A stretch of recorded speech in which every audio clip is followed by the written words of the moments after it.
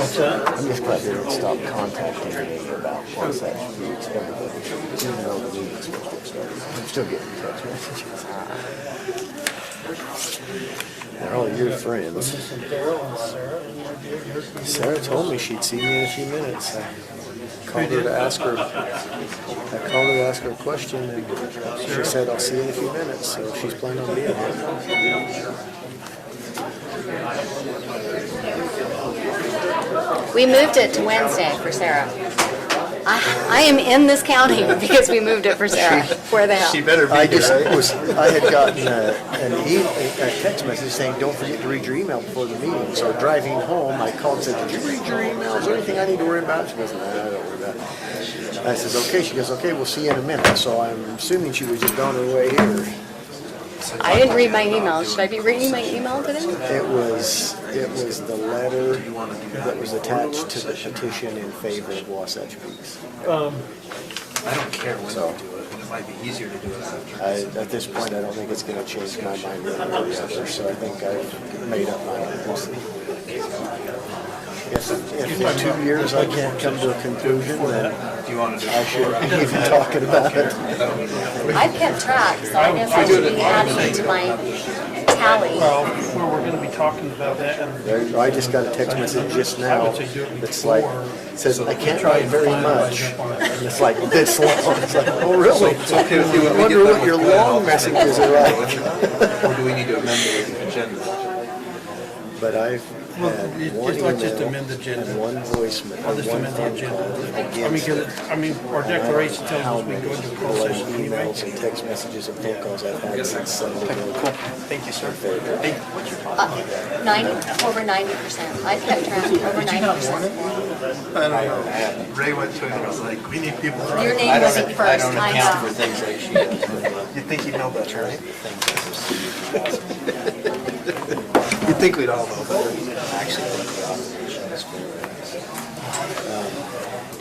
The guy whose name is at the top of the letter against texted me and said, I will be there tonight to show support for it because I want to learn what it's all about and I'm happy with it. So, Yeah, that was because I said I wanted access to the maps for Deep Creek and they wanted to leave that alone. Is that on there? Chairs? yeah, how good. I hate when the little lights on. I wish you'd keep that off until we had Joe, look for a different color. It's not trying to be recorded. This one's actually the height adjustment. Okay, That's amazing, man. This chair sits considerably lower, but I don't. Oh, wanna no, make- but it raises, because look. I don't want to make a fool of myself raising it. That was easy. Crack my knees now. I don't know that the ground wasn't I don't know who got us new chairs the week that the tax, so this is a chair, this one? Yeah, we got all new chairs. When we were complaining Okay, last are you ready? time, Brett says, why do we want a chair? Stacy, are you ready? Ready? Wait just a minute. Are you ready? Does it matter? Ready? Okay. Okay, we'd like to welcome everyone to our county council meeting this evening. We'd like to ask if you have a cell phone, you need to take a call. If you would step outside, that would be greatly appreciated. We'll start with a word of prayer and a pledge of allegiance, and I'll do that, and then we'll start our meeting.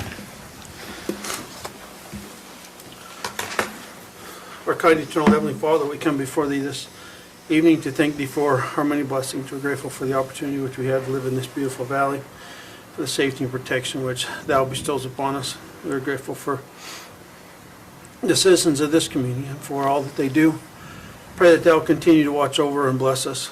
We pray that Thou be with us this night. Help us to be mindful of others, that we will have a clear mind on making decisions which pertain to the county. We are grateful for all that we have and pray that Thou will be with us this evening.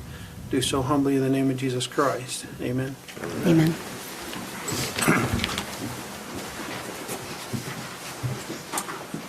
I pledge allegiance to the flag of the United States of America and to the republic for which it stands, one nation, under God, indivisible, with liberty and justice for all.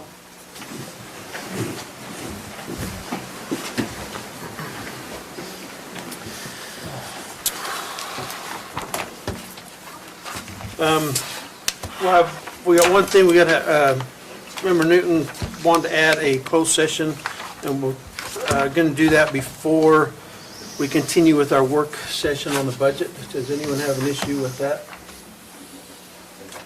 Okay, with that, if I can get a motion to approve the agenda. So moved. Member Newton, do I have a second? Second. Second by who? Member Cannon? I just question, is that closed session on personnel? It is. Okay, thank you. All those in favor? Aye. Aye, any opposed? The minutes I have in the packet are for October 1st, is that correct? Yes.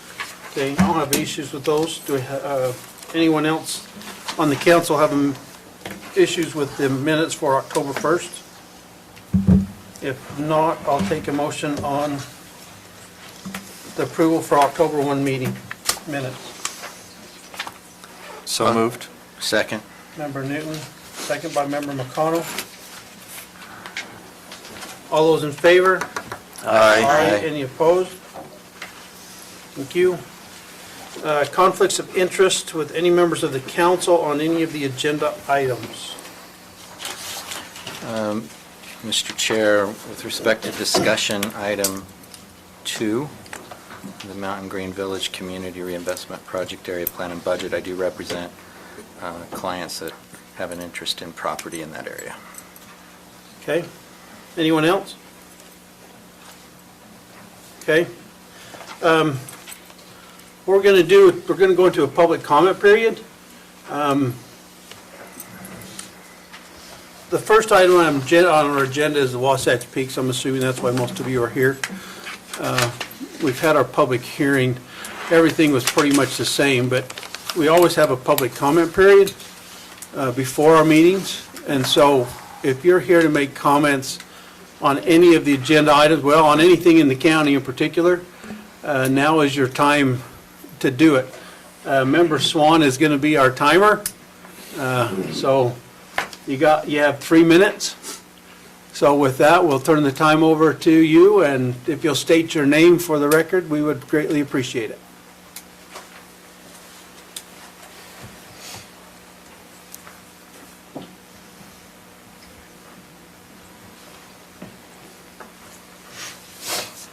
Council, I'm John Porter, live up in Porterville.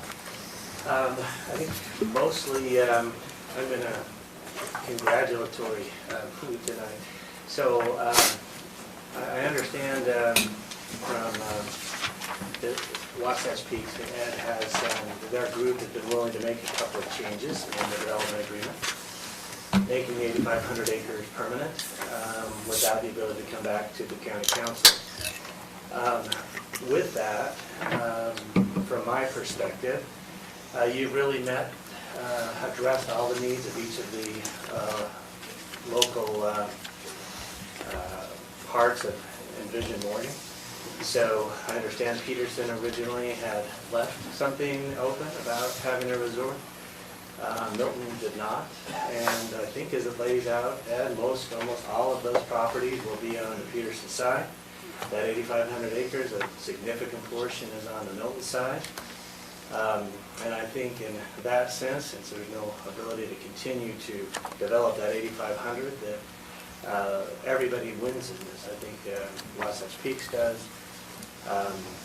Those Milton who wants to maintain some of the rural environment and the undeveloped rural, I think they call it agriculture and recreation, that they want to maintain that. And the citizens of Morgan do, because there's a nice tax base that comes in. So assuming that what I understand is correct, Ed, that those changes are made in the development agreement, I'm completely behind the vote to approve that request, and would assume that most of the people who have been reluctant to be supportive, that they also would be. So to the council, to you, to Logan Wild, Congressman Wild, I compliment all of you for your willingness to listen. I know this was a kind of a hot issue. You've listened to both sides. I think Kobe's work brought a lot of people on both sides out of the county, which I think is really good to have citizen involvement. But I think you've done a really good job listening and trying to find a circumstance where everybody wins. So I applaud all of you. I wish one of the best to Wasatch Speaks, and to all of you thank all of you for your work. Thanks. Thank you.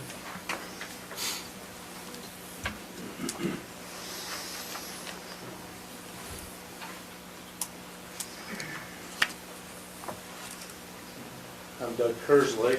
I'd like to speak against this proposal. For half a dozen different reasons.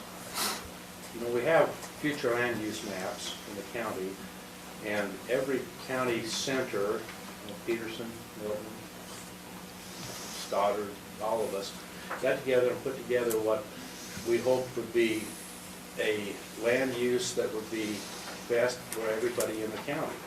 And hopefully, people would, you know, for the greater good of the county. And so, you know, I didn't see ski resorts or private resorts anywhere in any of those land use areas.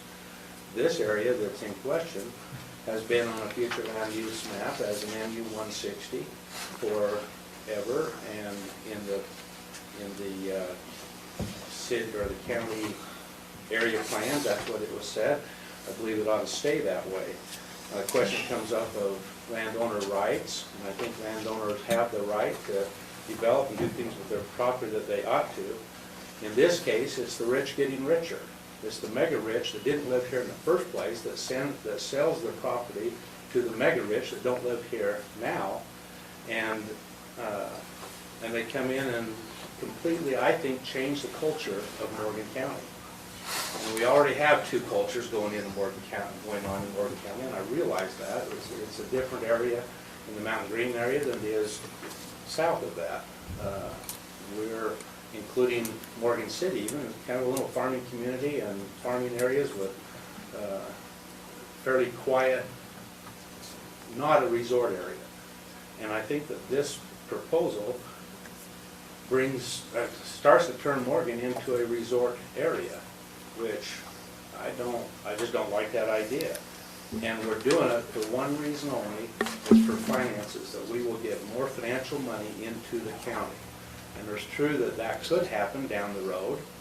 It's going to take a while before any of that starts to come. Everybody's under the impression that all of a sudden tomorrow it just happens. I think that it would be better to run our finances in a wise way in the first place, that I'm not sure is happening, and I'm not involved with the day-to-day, but I know that my personal property taxes went up just on the general fund portion, not school or any of the rest of it, between, let's see, 2015, well, it went up to 100% then, but then in 2018, I went up 27%. This year, I went actually down 1.8%, 1.2%, something like that. But with the proposal that I just got in the mail the other day, you're asking to increase that portion of my taxes by 30.77%. And that's a huge tax increase.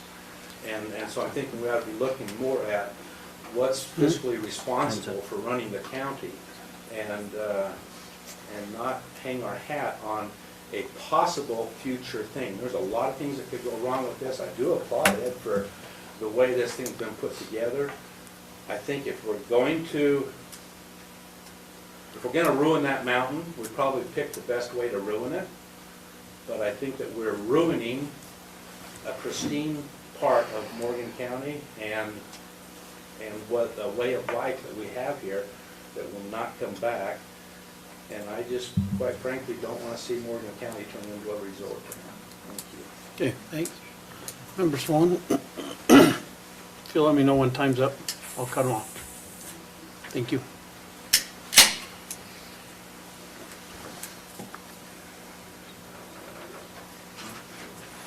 I'm gonna say, don't all of you jump at once.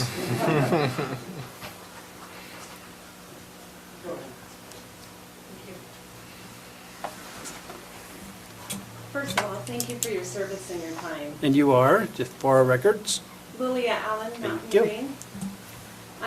I personally know tonight comes after many, many hours and months of studying, scrutinizing over wording, multiple trips on site, and many hours of research.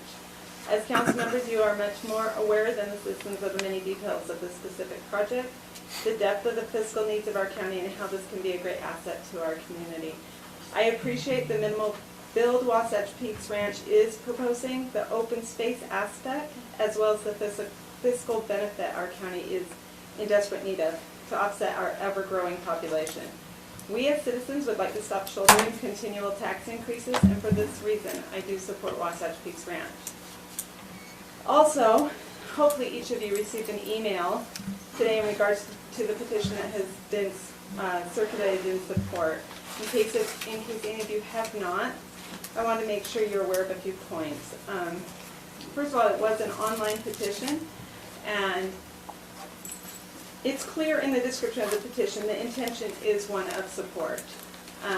It was after checking with Change.org, the company that it was ran through, customer service, it was brought up to our attention if a person tried to sign up using the same device as another member of their household, it would kick their vote out as spam.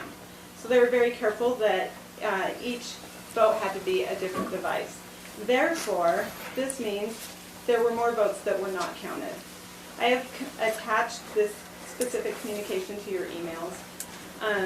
Each supporter had to make their own effort to make a Change.org account and individually sign with a different device and different email address. Many people were only digitally signing one person as their household representative.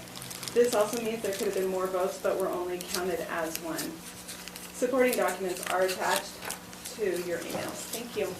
Thank you. Good evening, councilors. I'm Charles Pigg. I live in Rollins Ranch, and I really enjoyed the process of hearing about this development. And I'm an advocate of positive change, and as a professional in planning and architecture, I have a good attitude about how things can change and smartly. But I appreciate all the comments that I've heard all along. A couple things that I see is that when you look at this, the pros really outweigh the cons, because it's going to be a good tax base, it's going to be a prestige project that can give us in this county a better value, and also that it protects the environment. And one thing I see is that I'd like to comment about, even though it's called a resort special district, what this planning does, it makes the 750 units really spread out nicely, with a third of it being in a cluster, and the rest of it spread out over the miles of the hillside with large lots. And what they've said is they're going to protect all of the natural terrain, and they're going to make sure that the natural system is still there. And when we saw what they presented, it's hard to see anything because this cluster is back in a little valley out of the way. And I think that's the best use of this prestige property. This is what this property really needs. And it's better than ranching because it's going to protect the environment and be more natural. So that's really important. The other thing about it is that these residents will help us in our Mountain Green area bring customers and create the customer base to create a village there. And that village still needs to grow with more residents. Right now there's not enough residents to support the services there, and those services are another tax base when that comes in. So we need more residents to even have a village. I live in Rollins Ranch, and I'm looking to walk to that village when it naturally evolves. And so I hope that this residential base will be part of that, so I fully support it. Even though I'm not going to be part of the skiing and the activity up there, I think it's better for us in this county. So thank you very much. Thank you.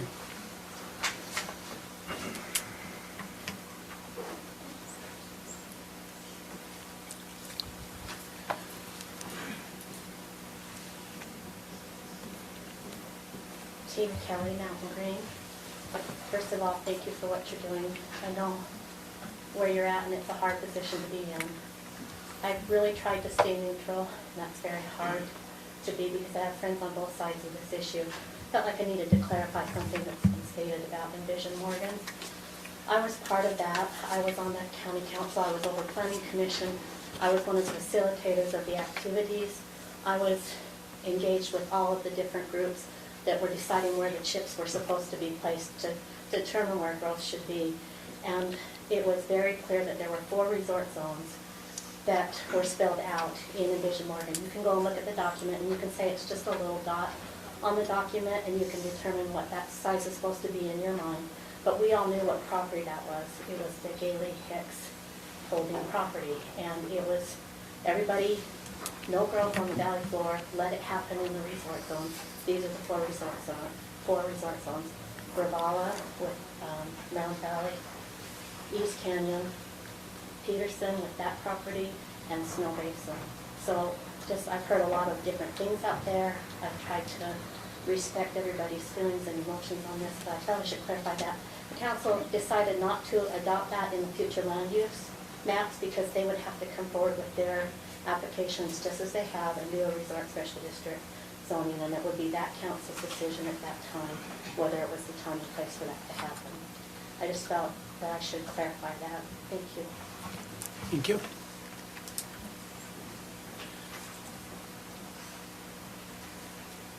Next.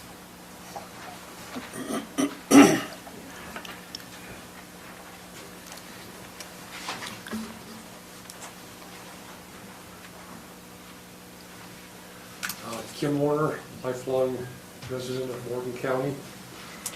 You've seen me up here a couple times before, and you got a pretty good idea of what I'm probably going to try and say. I've mentioned of Wasatch Peaks' willingness to be respectable neighbors and to honor those things that they've committed to do. Throughout the process, you've been able to see this firsthand.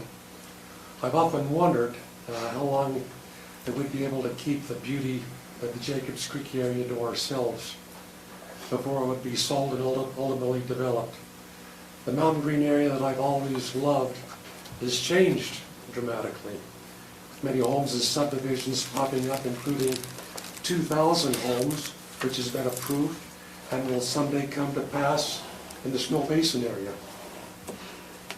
With times continuing to change and growth upon us as never before, things will continue to change, possibly in ways that we personally may not like.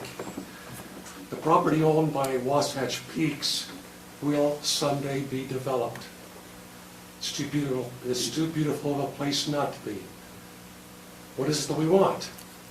2,000 homes? 5,000 homes? There's plenty of area in which for that to all happen. Word has it that Wasatch Peaks will increase Morgan County's tax base in a way that can't be duplicated by increased residences along with large businesses. Where were we going to receive the much needed tax base if it isn't approved?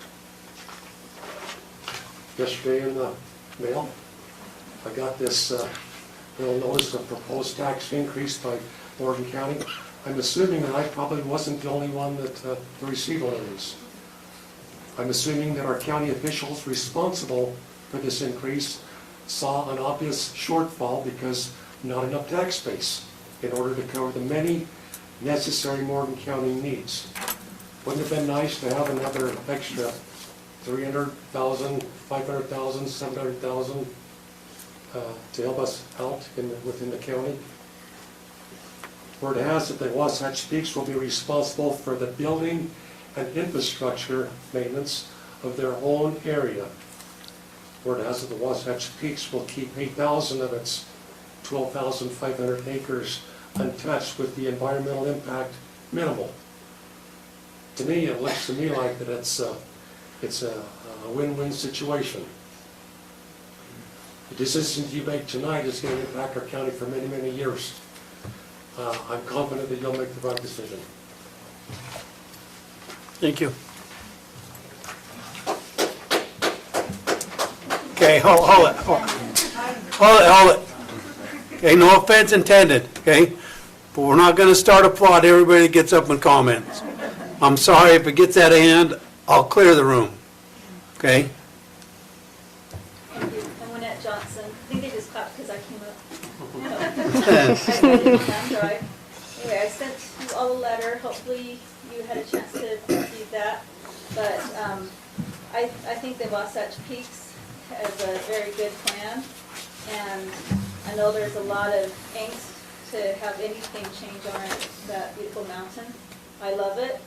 I know we all love it. And but we have an opportunity to keep that change minimum and to be able to not be so desperate for trying to lure in other business that has been largely unsuccessful in our county. And so I hope that you guys will look at this, and I know you have looked at it, and if you, whichever way you vote, I know a lot of people would like to know your reasoning behind your vote. If you, I know you guys probably don't have to say that, but I would like to know so we have an understanding. I appreciate it. Thank you. Thank you.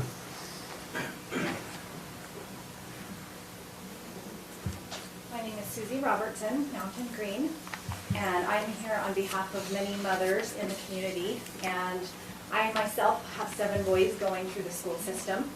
And I have lived in other states, in California and Arizona, and I've seen the amazing programs that can be run in schools. And I feel that our kids are starting to be at a disadvantage because of the lack of things. We don't have a gifted student program. We don't even have a strings program in our high school, which I think is a shame because we have so many amazing musicians in this county. And I would just love to see more opportunities for those kids. And I know we're basically a Title I school and that we don't have those funds needed. I have children at the Mountain Green Middle School, our brand new beautiful facility, which we're so grateful for, but now we have a huge need for things in the school. We have one teacher, math teacher, who's getting private donations from communities and people to get computers in her school because that's kind of the way math is going, is all online. And so she has her little desk with 15 laptops and she can't wait till she can get her 30 so she can have those programs for our kids. And so I love the dedication of our teachers and the love for the community that so many people have. But with these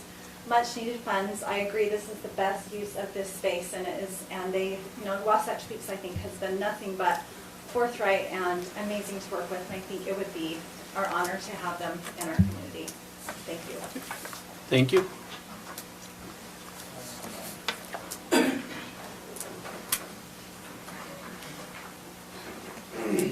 My name is Shelley Page, and I live on Richville Lane, 2 miles from here south.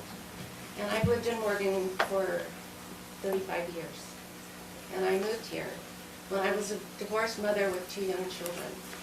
And I wasn't able to be there when I came home from school. And I just want to say that I love Morgan, and I love Morgan County, and it just seems like, you know, it seems like things are changing and it's not always for the best. And my idea is just because someone owns property, does it mean that they should have the right to develop it for a certain group of people? Does it mean, I mean, we're in this together. We live in this county, we've moved to this county, most of us, because we love the environment. We love the homes and the families and the neighbors, and you know, we help each other. And you have your, I follow the rules, I follow the law, I pay my taxes, I go to speed limit. We've come together and we've done plans, and we have zoning, and it's for a good reason. And it just seems like everybody is so willing to like roll over and say, yeah, but something worse could be coming down the road. Well, why can't we just stand up and say, no, this is Morgan. We love Morgan and we're gonna fight for it. And I know that's simplistic. I would rather pay higher taxes. And I'm retired, so is my husband. But, you know, my kids live in Sandy, Utah. They come to Morgan and they think they're in heaven. So that's my thought. And I'm against the 500 houses in Mountain Green, the last thing that's on your agenda. Okay. Thanks. Thank you.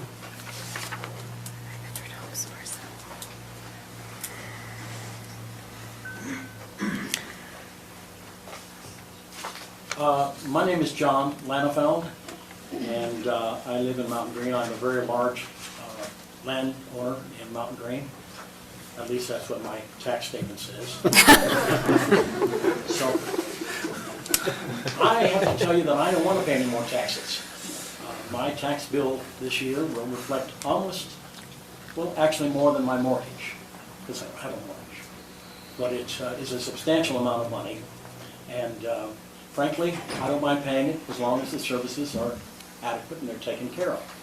But I think there's no reason whatsoever to deny the opportunity of this county to bring in something that will enhance the tax base and potentially even bring forth some more commercial real estate in the area.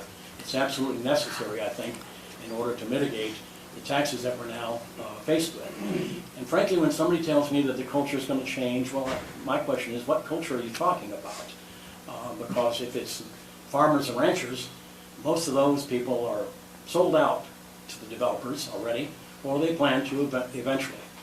Change has already taken place here. I mean, I've been here for 40 years when it was a very small community, and now Mountain Green is, frankly, a very large population area based on all the development that took place there. And no one ever seemed to me, as I recall, to raise a lot of objections to these developers that came there and wanted to put down 2,000 and 3,000 homes. All of a sudden, a development that really does make sense is getting a lot of opposition from people. I don't understand it. I mean, I've looked over the arguments, and they don't make sense to me. I mean, this seems like a very reasonable thing to do. It's in the best interest of the county, and I agree entirely with Mr. Warner. I think that this is a win-win situation. Thank you. Thank you, sir.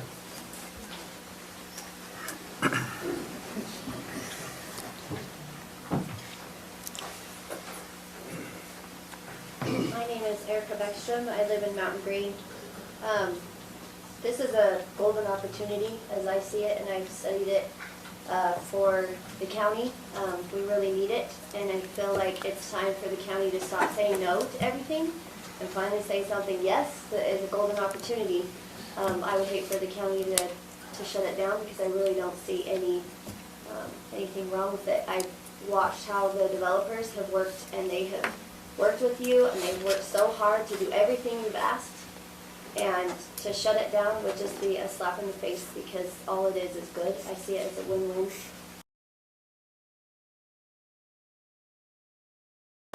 Like, who does that? There's no developer that is going to give the county or the people like 8,500 acres. Everybody wants to put homes on it. So if we say no to this, eventually it's going to happen and it's going to be developed. And we're going to end up with 8,500 acres of houses or storage units or whatever that developer decides. So I really hope that you guys, that you say yes to Wasatch Peaks. I see it as a golden opportunity. Thank you.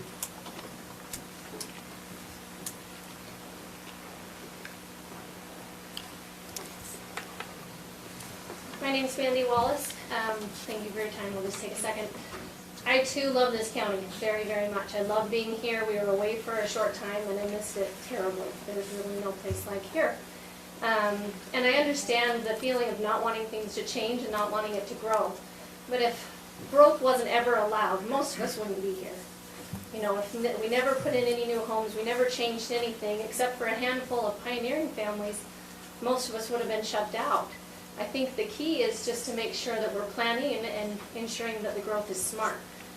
I've watched, read everything that I can find about WPR since I heard about them. I've been massively impressed by the strides that they've taken to make sure all of us as community members understand what their intentions are. They've been completely transparent and willing to talk to anybody, and I'm really impressed by that. Because of that, I feel confident that they'll manage the way that they promised. And I think that's a big deal. A lot of people are scared by past developers or different developers, and I hear that thrown out as an excuse or a worry.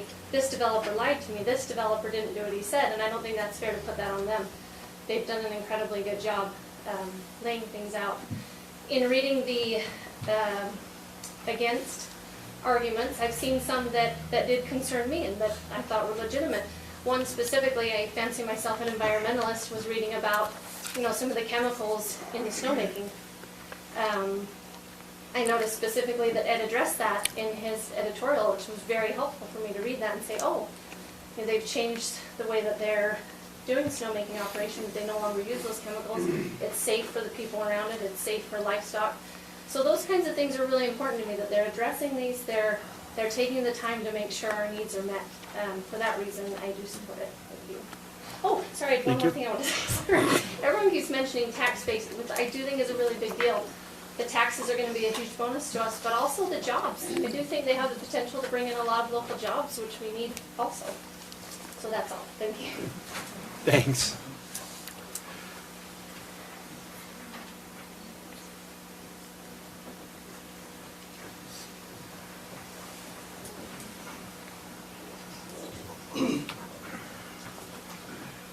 My name is Ron Whittier. I live in Peterson, Utah.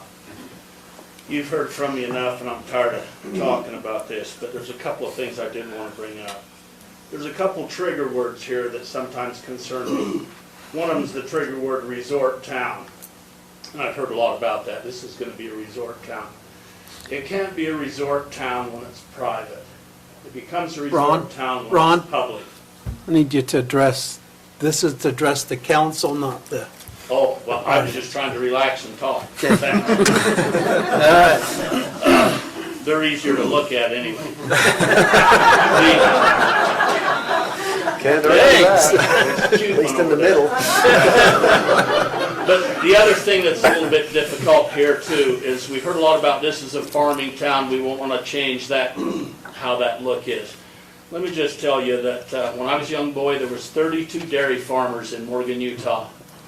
To my knowledge, there's Clark's Dairy, Barkley Earl milks about 8 cows, and then you've got the Petersons over in Upper, closer to Morgan, that milk a few cows. Other than that, that's all that's left.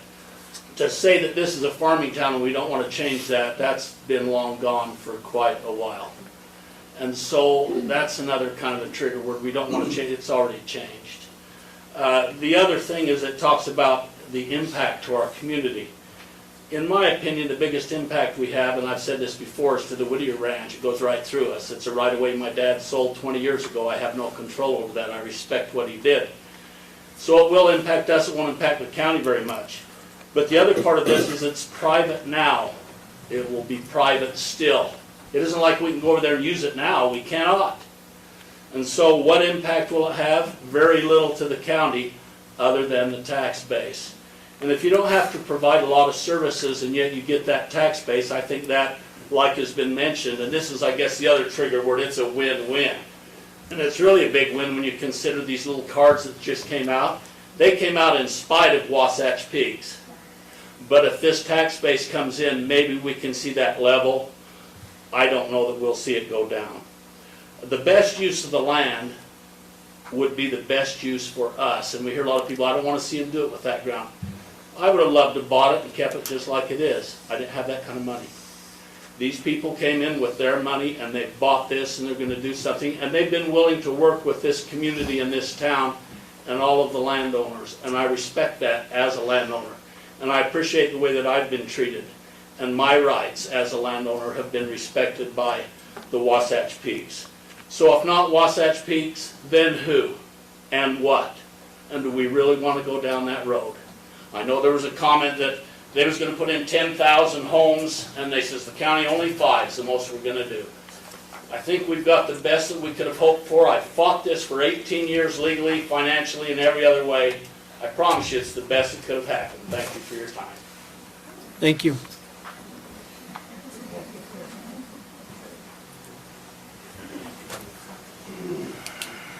My name is Austin Turner.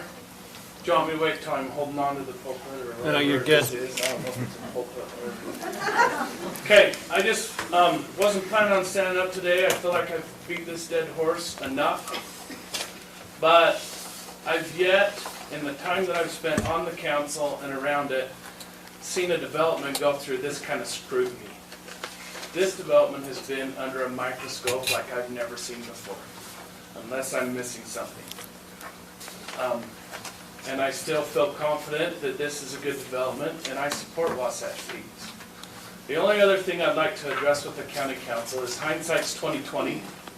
I wish a couple weeks ago during the budget sessions, you would have put discussion decision Wasatch Peaks at the bottom of every one of your budget sessions. Look at this crowd. They all would have been here to maybe get a little bit bigger of the picture, to see how the county budget is, to see exactly why our taxes are going up. That would have been perfect, because I think as people would have seen the actual true financial health of this county, some of them would change their attitude and some of them would support it even more.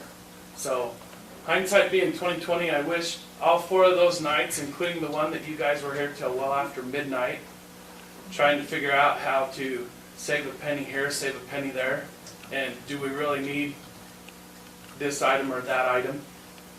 And forget any big ticket items like a new building or a new fire station or actually having the room in the building that we need. You guys didn't even look at that, didn't even concern you, just trying to survive. Unfortunately, yeah, our taxes got to go up. Hopefully in the future it'll at least plateau, if not go back down. Thank you for all your time and effort. Thank you, Austin.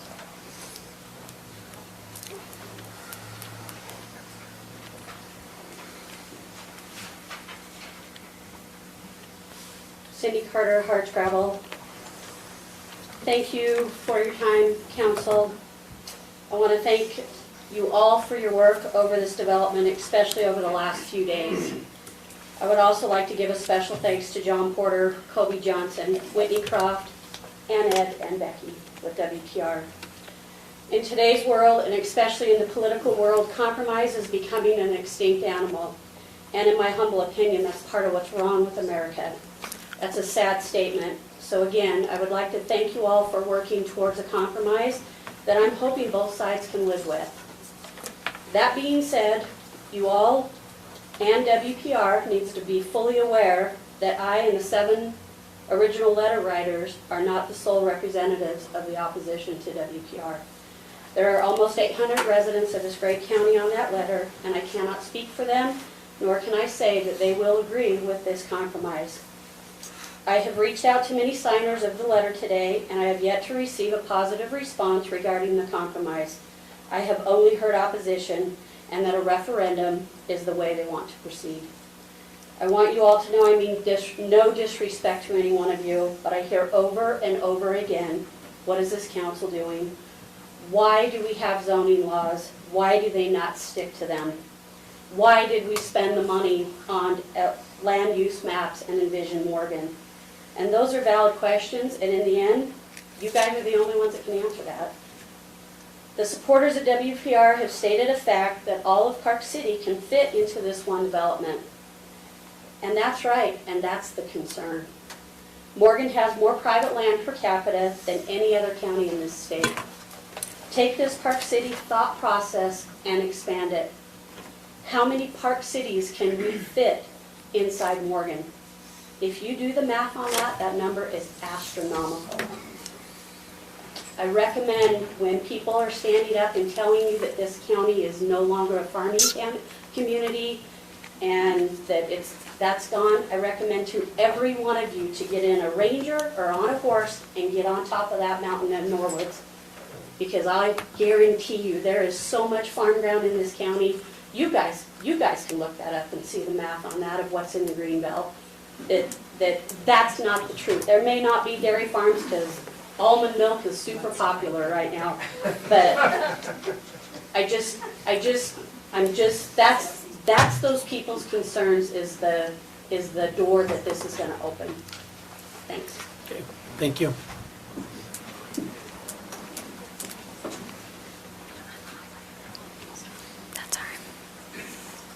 Hi there, my name is Debbie Cooper. I live in Mountain Green.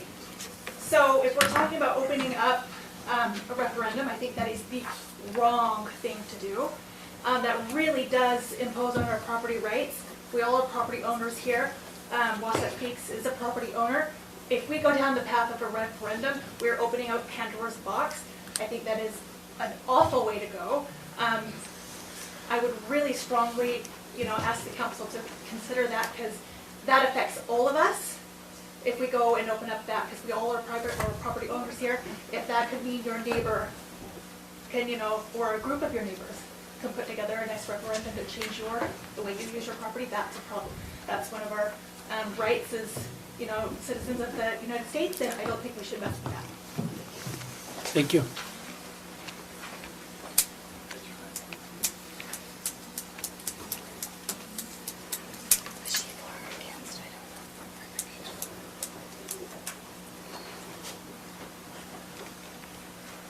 Trevor Kobe from Peterson, Utah. Want to just express my support for the development and with Wasatch Peaks. Back in the late 1800s, I was fortunate to have a great-grandfather who climbed up on that mountain. It's been such a discussion and homesteaded 160 acres. And boy, am I grateful that the family has kept that in the family all those years.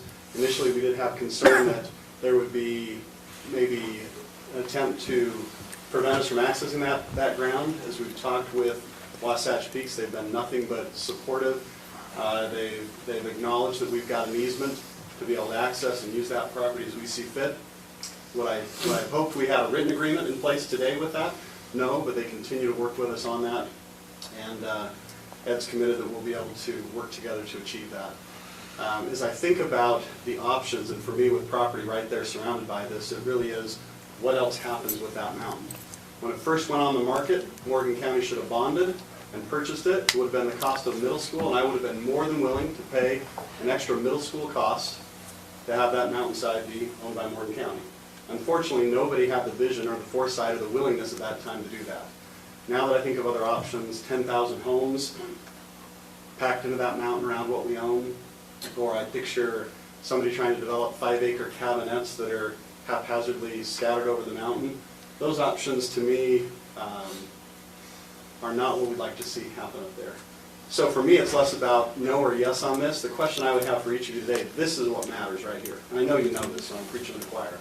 But if you, having worked in long sessions with Wasatch Peaks, are comfortable that you've got all your I's dotted and T's crossed, then this development, I think, will be a good thing for Morgan County.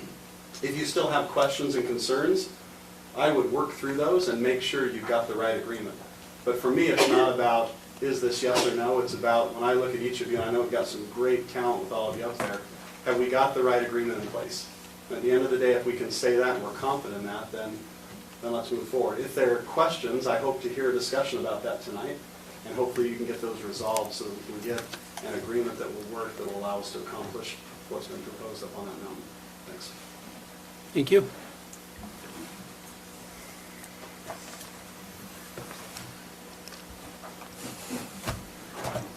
Anyone else?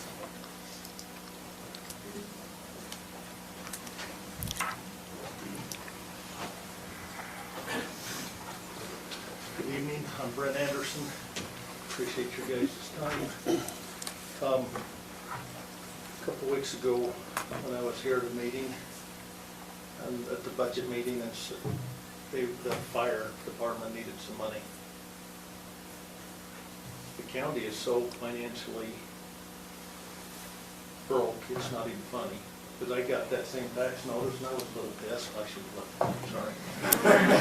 Thank you. I was a little pissed. I bought a home, moved from Peterson, moved to Enterprise, bought a home. My taxes are almost equal to the 100% taxable value of that home 2 years ago that was a rental. So I'm paying almost 100% tax increase of what it should be. From what Wasatch Peak is proposing, there will be less homes in that development than in the Cottonwoods. And when I was developing the ridges, I didn't see this many people fighting against 900 plus homes in the Cottonwoods. That is pretty much a total impact on the county except for the private part of the Cottonwoods. When I developed the ridges, when I bought the ground, I was paying $43 on 400 acres. It's a private development. It brings in over $100,000. with zero impact to the county. The county doesn't maintain anything of the 17 homes up there. There were people saying that we would suck down the water supply, that we would pollute their wells with our sewer. Our lots are rough 5 to 20 acre lots. We're not polluting anybody's sewers. People that ought to be worried about their sewers are the ones on 1 acre lots with their well and their sewer. I believe this will be a positive impact. It won't be a resort town because it'll be a private place. A lot of things that we do, people oppose me, people oppose my good buddy over here.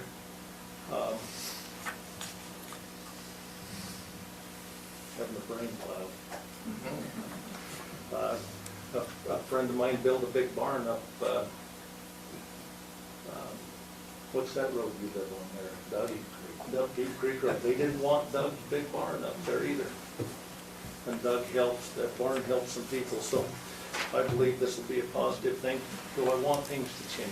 No, but it is changing. People didn't want me here. I love it here. And I just appreciate your guys' time. Thank you. Thank you.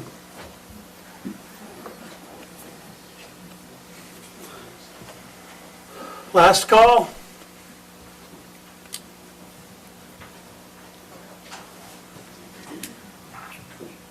My name is Brandon Peterson. I live in Stoddard. So far, we've heard from developers tonight. We've heard from pretty much all of Mountain Green.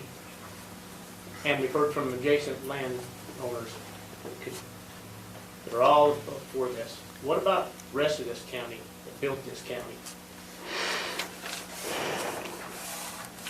All I'm going to ask is, how much money is enough money? Because once it happens, then they never going back. That's all I have to say. Thank you.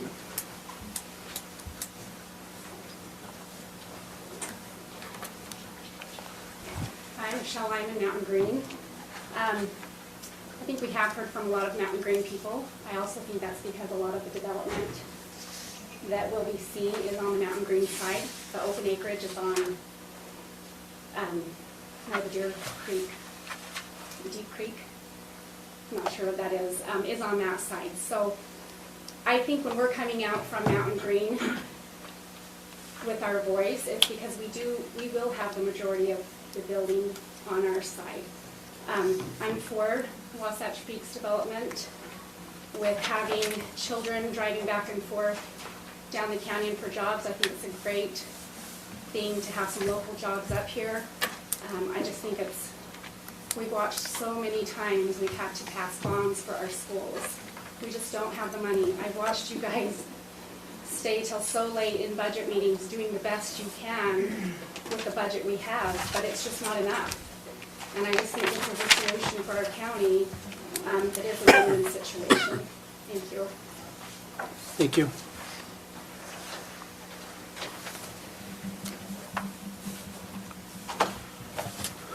Okay, motion to go to public comment. So moved. Member McConnell, I'll second it. second by Member Newton.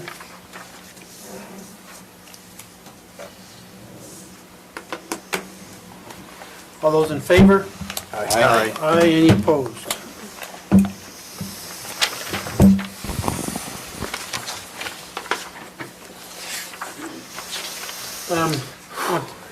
I think I'm okay speaking on behalf of the entire council. First of all, we'd like to thank you for being here and showing an interest in what's going on in the county. Oftentimes, we have meetings and discussions, and there's not enough people to fill the front row on one side. It's very comforting to know that we have residents that are actually taking an interest and looking and participating in helping develop the county. It helps us a lot, and we appreciate your time and attendance here tonight. With that, Lance?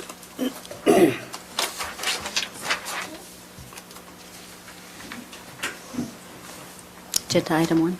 So, I guess the first question to the council is, do you have any questions for Lance on the Wasatch Peaks? Okay. We have questions for the applicant. Yes. For Ed and Becky. Yes. I thought they had, didn't I get a handout of things they were going to go over? Yeah. Okay. Got a few. All right, well, I just want to make sure that there wasn't any questions for Lance, and we're gonna. Well, they may come up, Yeah. so don't leave. So I'll turn the pulpit over to Ed and Becky. You're now on the spot.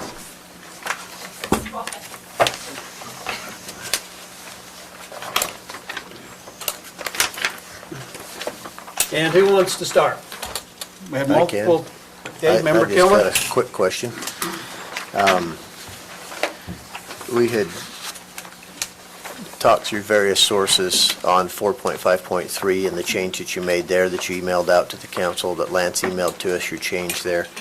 On 5.9, we would like to, or I would like to propose making the exact same change to the exact same sentence there, so it's reflected, so that there's no contradiction in those two paragraphs. Is that an issue? It is not an issue, so just to clarify, the sentence says, portions of platted land that include open space that is protected by plat notes or restrictive covenants, and we would put a period there, and then delete that cannot be modified except with the county's consent. So- And those are the words that we would, So after covenants would be a period, and then from that point on it'd be deleted?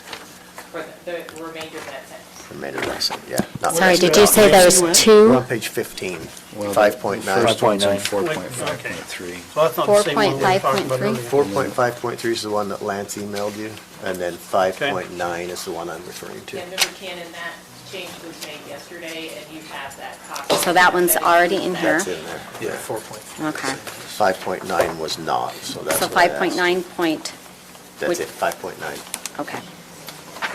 Second to the last sentence. And what are you doing? We're putting a period after covenants and deleting the rest of that sentence. So it's, yeah, Here? right there. And this is all going? Correct. To the next period. So we're taking out, that cannot be modified except with the county's consent, so that it does not say, So it's just saying that open space will be preserved. Well, so basically. so in 4.5.3, the language is that cannot be amended, period. But the portion in 5.9, you wouldn't delete that cannot be modified. You might change modified to amended, so it's consistent. But the covenants that cannot be amended, period. And then you delete except with the county's consent. Correct. So, that cannot be amended. Okay, so now, yes, you're right. Now that reads exactly the same. Restrictive covenants that cannot be amended, period. Yep. Thank you. Sure, and since we're on 4.5.3, let me just, the formulation that I think works best is the one that starts with the qualifying clause, concurrent with the applicable land use application approvals and issuance of necessary land use permits, open space areas. Is that what we're all agreeing to? That's what's in the new, isn't it? Yeah. Yeah. Okay, I just wanted to make sure. Provided, yeah. The qualification at the end, and you're amending language that I think I initially inserted, so I should know whether I want this qualification or not. But I'm wondering about its placement at this point. I'm actually thinking consistent with the open space management plan should be inserted after the word shall, so that it would say concurrent with the applicable land use application approvals and issuance of necessary land use permits, open space areas, including without limitation ski and golf related parcels, shall, consistent with the open space management plan, be permanently preserved pursuant to conservation easements, plat notes, deed restrictions, or other restrictive covenants that cannot be amended, period.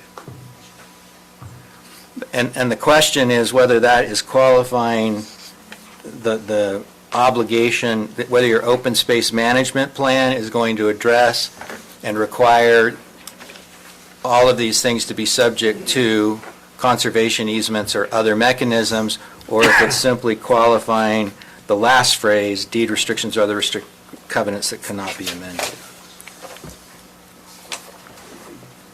What copies? Right here, so it's this clause, I think should go Got right what there. you're saying. Oh, I see, you just want to move it up. Just moving it. Yeah, I don't want to eliminate the qualifying provision, because I think your open space management plan should be consistent with the agreement and require open space parcels to be subject to conservation easements or other mechanisms. That's the intent. Yeah, that is the intent of the language. So that's where I think that qualification goes. Do you see where he's disagree with talking, that, Lance? Jan? Can you remind me exactly what section you're in? Yeah, let me just show it to you, because it's I easier. saw the email going back and Okay, forth. so where we? Yeah, it's on that starting email. this. You're taking this down here. You're just changing the order. Consistent with open space management plan and moving it Sorry, right here to here's shall. Oh, right there, right there. And that's where? That So should that's the be thing, it. I've got That's a question on 4.5. all of this, because this has been, 4.5.3. this is different from what we talked about and what we got drafted. Is this the one that was on our desk today? No, this is one that's on the Okay. list today.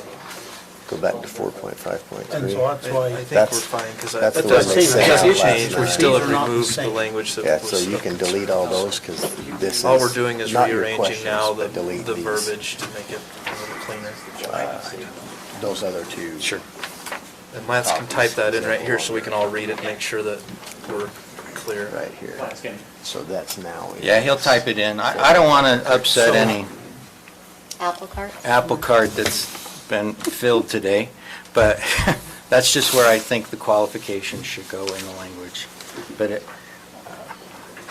so, Okay, so this is the new one. And this should be in there.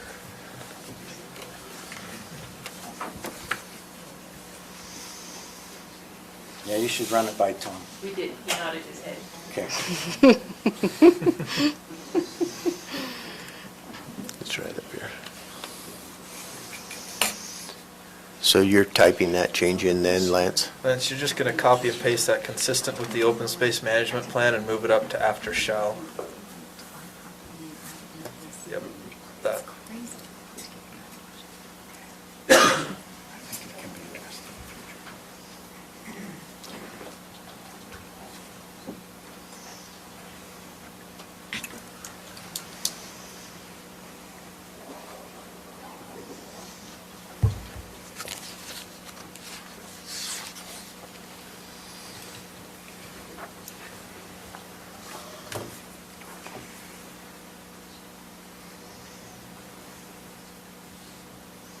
Okay, so my question is, why are we changing that paragraph? And the reason I'm asking is, the last work session we had down here, we'd went through the 453, and I wrote down what changes we were gonna get. But then when I got a copy from Lance, it's different than what we decided, and now we're changing it again. So what are we gaining by our changes that we had agreed to down here? So this keeps the open space open and records it in the document so that the discussion over everything on the other side of Dalton Creek being put into a conservation easement, and that's what we're addressing here, is without doing conservation easement, you are now solidifying the open space of the 8,500 acres, or am I out and? They're taking out the clause that says the council can amend the open space. So it doesn't, it's now not amended by the council or future council, it is now Okay, but you recorded. said, okay, so And so again, the you deb- said Dalton Creek, we're not. So we're not, but that's where the eliminating- discussion No. came from. No. That's He's just where this saying all The originated. open space, especially that south. This of was that the discussion. agreement based on the concerns expressed by the Milton Area Plan over development in that area. So this is addressing that issue and permanently recording the open space in that area. It is not to the creek line, however, it is solidifying that agreement on those open space areas. All right. Unless I'm crazy. That's exactly Which what's. it could That be. is the intent, yes. All right. That was the only one that I was bringing up, but I know you had other concerns, and I've got some concerns along those lines, so when you get to those, I'll, And before you leave this, could you capitalize open space management plan? I think that's a defined term. It is. She's correct. Okay, is that the only question you got? that's the only one I had that was Member individual of. Did you have a question? That's it. That's what we discussed, so. Anybody else? Other than me? Okay. What page? Oh, boy. Now I gotta go back, I gotta go find it.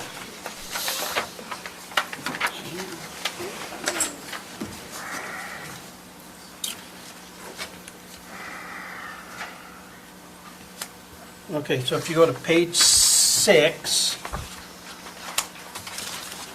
What? on 414,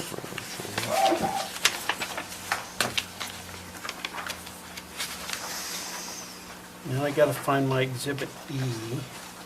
So, and at the bottom of the deal says, if the development agreement and management code should contradict, the development agreement shall control. If you go back to exhibit E, Which is what? well, that's what I'm trying to find it. There's C, there's D. Okay, Design standards? it's like, is that what that is? So Yes, exhibit E is design standards. Okay? This document to be used in addition to Morgan County Code where this is a conflict between the document and Morgan County Code. The county code governs the criteria set forth in the document. So you got one that says the development agreement, because all of this is part of the development agreement. Okay, so in the first part, it's saying the development agreement takes control. In this one, it's saying that the county code takes control. So which is it? Development. The sentences describe two different circumstances. One is if there's a contradiction between the management code and the development code, in which case the development agreement controls. The other is if there is something that's not addressed by virtue of the development agreement, then the management code governs. So it's addressing two different circumstances. That's why there's the two sentences. That's how, We're talking management code versus building code, right? Yes, it's the management code, it's the land use code. The county's land use code is what's the management code as defined in this agreement. Also, one is if it contradicts, the other is if it's silent. Gotcha. The development agreement doesn't talk about it, the county code applies. If it does talk about it, then it is the rule. That makes sense. Does that make sense? It does to Mike, I heard him say so. Yeah. well, if it matters, if it makes sense to Mike, then we're good. And then, I don't know, I think it's just probably a typo, if you, stay back on that exhibit E on illustrations and images. What's applications? Very last sentence, I think it's just a misprint, but What page is that? that's the same one.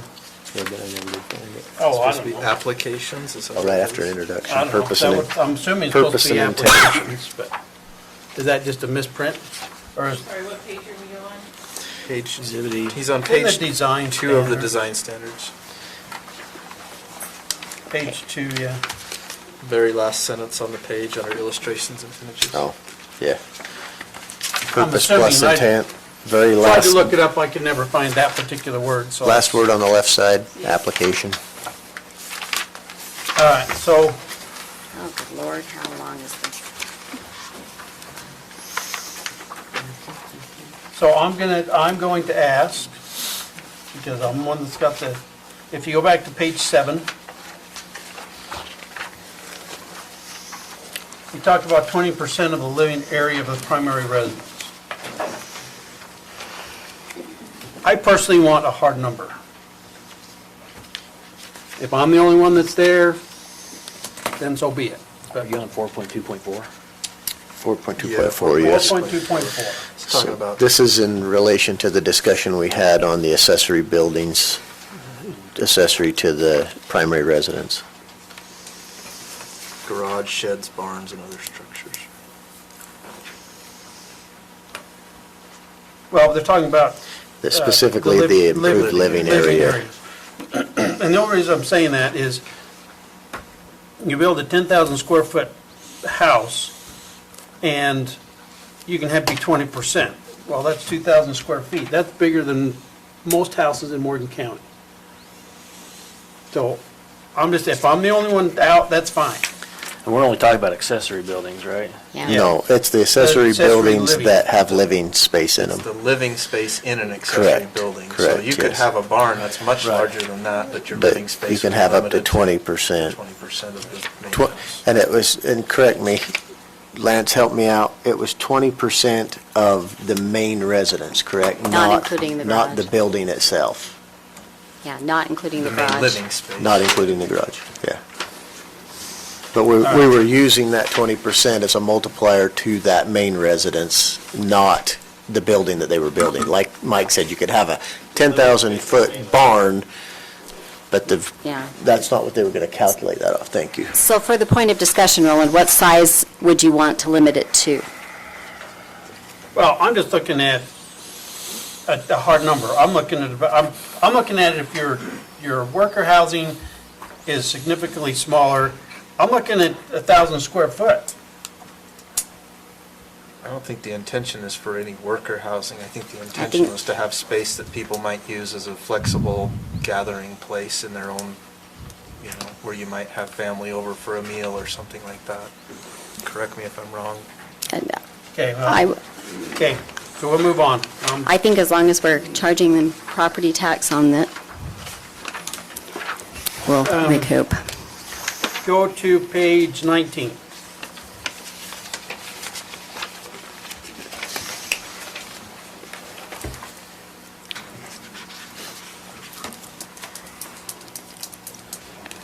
So on 6.9, it talks about the owner will contribute equitably to the cost of one resurfacing of Morgan Valley Drive access at the time reasonably determined by the county and the owner.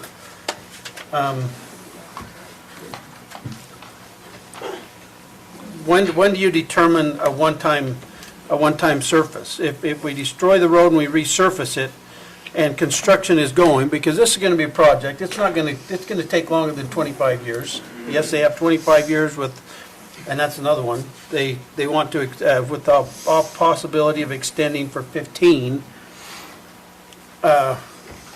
You know, that's gonna be more than a one-time deal. So, I want the one-time resurfacing gone. If they destroy the road, I want them responsible for fixing the road. I don't disagree, but how do we put it in here so that we can track that, so that staff basically can track that, whoever's assigned to that, whether it be the county engineer or public works, or because there has to be a beginning and end, because we're going to continue to use that road also, so how do we track that so that just our use is not what's blamed and, or not blamed, but what causes the damage, but the contractor has to pay?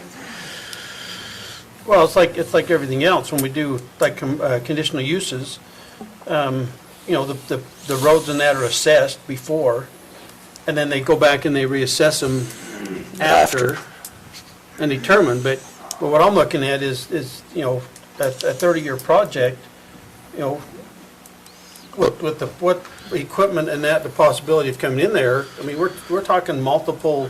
No, I don't disagree, but that's exactly my point. It's a 30-year project. If we just set this at 30 years, we're going to go through a lot of rebuilds on that road between now and 30 years if the construction traffic is truly that bad.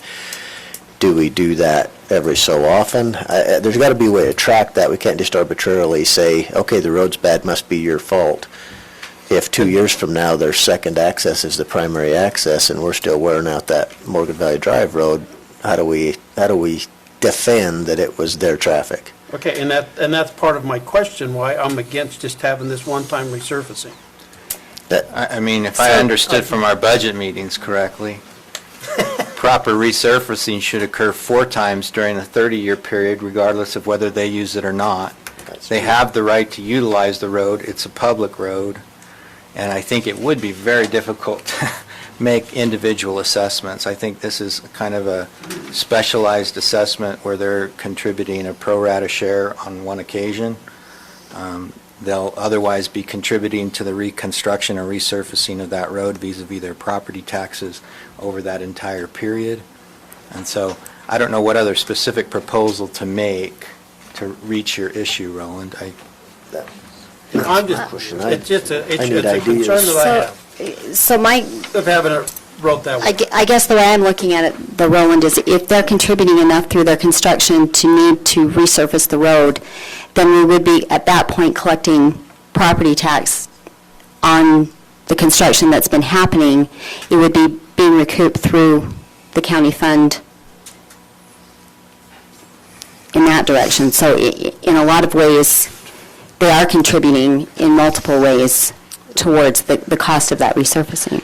There's also your impact fee. Each of those structures will pay an impact fee towards transportation, and that can be used, because this is a situation where you have the buy-in effect on that, so that can go to that. So that's another way to do it. But again, I'm just spitballing, trying to come up with ways to address that issue. Because you can't just put at 30 years you're going to fix the road, because the day you finish, we may have just finished putting a new road in by then. So I don't know how to address it. I'm hoping just in at a 30 years loss. we're flying into the property. Yeah, we may have a new access by then, who knows? Yeah. Okay. We're all going to be in. Go to page 21. 812.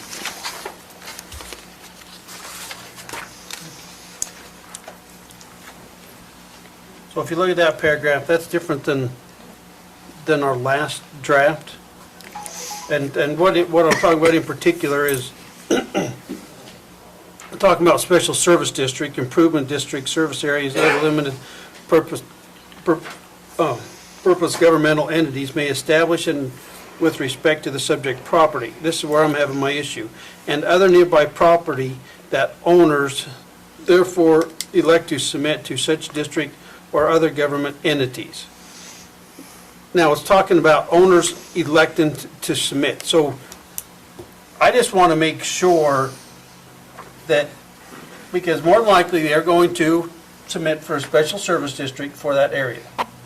I just want to make sure that they cannot throw a loop around other property owners other than Wasatch Peaks. So even if other property owners willingly want to participate, you don't want them to be able to participate? Or are we just trying to eliminate an unwilling owner from being looped in?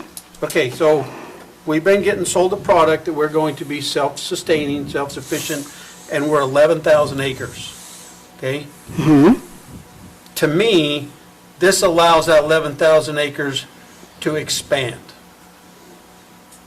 That's where I'm having an issue. So I read it as, and again, I have the same exact question that Member Cannon has, but I read it as that the potential for the special service district is that it could expand if you had a willing owner, but not the project, not the development, not the ranch, not the golf course or ski resort or whatever, cannot expand outside those bounds, just the special service. So, and it says as it relates to culinary water, sanitary sewer, storm drainage, flood control, parks, recreation, solid waste, transportation, blah, blah, blah, all the way down through it, lists them all. So we have, I guess what I'm thinking of, and maybe I'm not thinking of it correctly, so feel free to correct me if I'm wrong, but if you happen to own the island in the middle of this development and you wanted to be able to sign on for culinary water or sewer, why would we stop them from being able to do that? Well, Because I'm getting sold an 11,000 acre project, not 11,000 plus whatever anybody wants to bring into this project. Well, this won't change the project. It doesn't at all. change the It would project. allow other nearby landowners to participate if they want to. And the way I read it, it says and other nearby property that the owners thereof elect to submit. In other words, the nearby property owners would have to elect that they wanted to participate in a special service district along with Wasatch Peaks. So Is is that it, correct? so we go back to the original question, is the concern that an owner may get roped into this special service district, or is it that an owner may elect to be put into that special service district? What's your concern there? I understand what you're saying about the project is this size, you don't want it to expand, but when it comes to special service district, exactly what is your concern there? Because I may share that concern, because I'll tell you my concern after you answer my question. Well, so part of my concern is we're allowing stuff in this development agreement that allows them to change their product. Well, if you had a house next door to them, and you were worried it was going to burn down, and they had a special service, a fire district, and you wanted to opt into their fire district so that your house didn't burn down because you thought Morgan County was too far, what would be, I mean, yes, they're expanding their fire district to put out your fire, but they're not, that doesn't expand their development, that just says they're going to put your fire out if you pay them. Okay, well. I think the water and the sewer is a specific example that would work, particularly with respect to the infill property. You can tighten it. You can say they specifically elect with respect to their property to submit to such district. There's a little redundancy in that, but if you want it, that I think avoids the roped-in issue or tries to tighten it further. Because special districts can be formed and you can be subject to one without specifically consenting as to your property if you're brought along by a larger group. And so, but I think this language is intended to say you can't be brought along by Wasatch Peaks. You have to specifically say, yes, we want to be included in the district. Now I'll tell you my concern with it. My concern would be if that by allowing this to take place, it changes the intended, or the ability, let me find the right words, it changes, if it changes the potential use of land outside of Wasatch Peaks, because now they have access to water, sewer, fire, all those things that they don't have now, and so it increases density on the outside of Wasatch Peaks. That would be a concern to me. If it doesn't allow it to just go out and rope everybody in, that eliminates that concern for me, because that is a concern. But if it inadvertently changes the use of land outside of Wasatch Peaks, then I think there's a valid discussion to be had there, in my opinion. I don't view that as inadvertently changing the use of land. The use of the land would still be subject to the same zoning ordinances that are applicable to it now. But it may solve a concurrency problem for some of those people. And what I mean by concurrency is if somebody comes in and says, I want to do a development on the mountain, county, you extend a road up there and all of the facilities so that I can do it, the county can say, no. We don't have to, the law doesn't require us to extend those facilities. This would make some property have potentially greater access to facilities. And that's what I'm referring to. But again, they wouldn't be able to change their use unless they come into the county and the county council modifies their land use.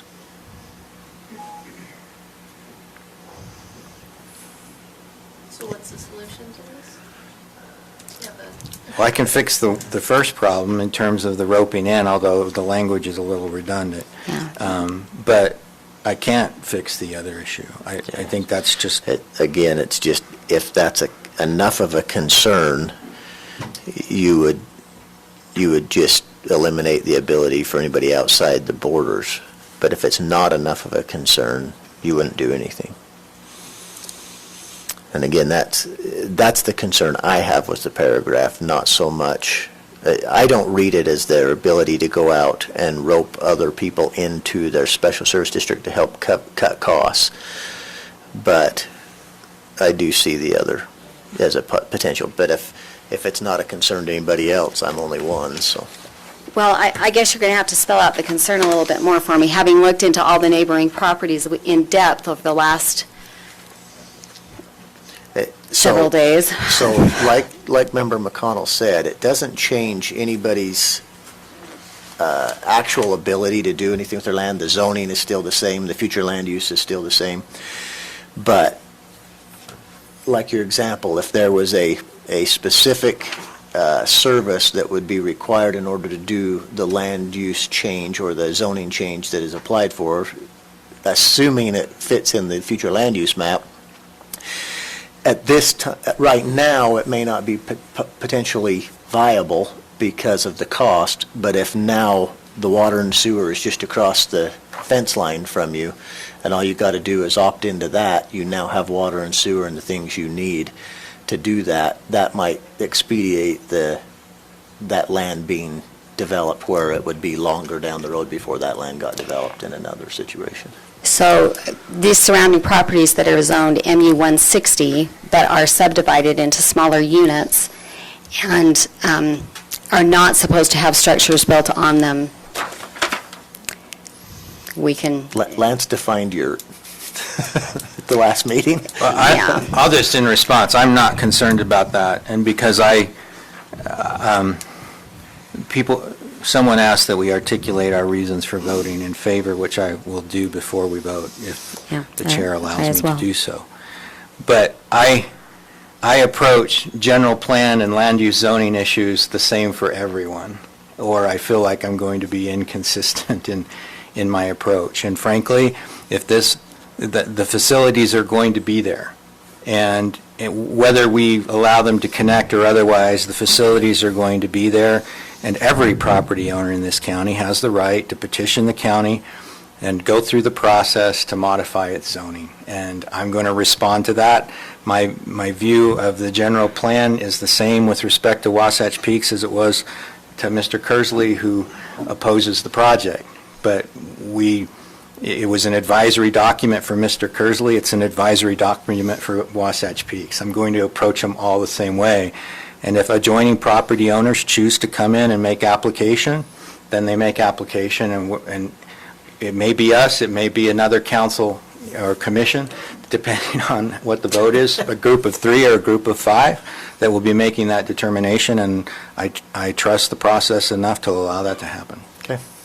That's my personal view on it. Yeah, I would agree. Okay. Page 23. He's not going to let them have an opinion. 23? 23, 952. And like I said before, I'm against it, but the one thing we've changed from our work session deal, our work session understanding to this, what we have now in front of us. So on the major amendment, I still don't feel it's real clear.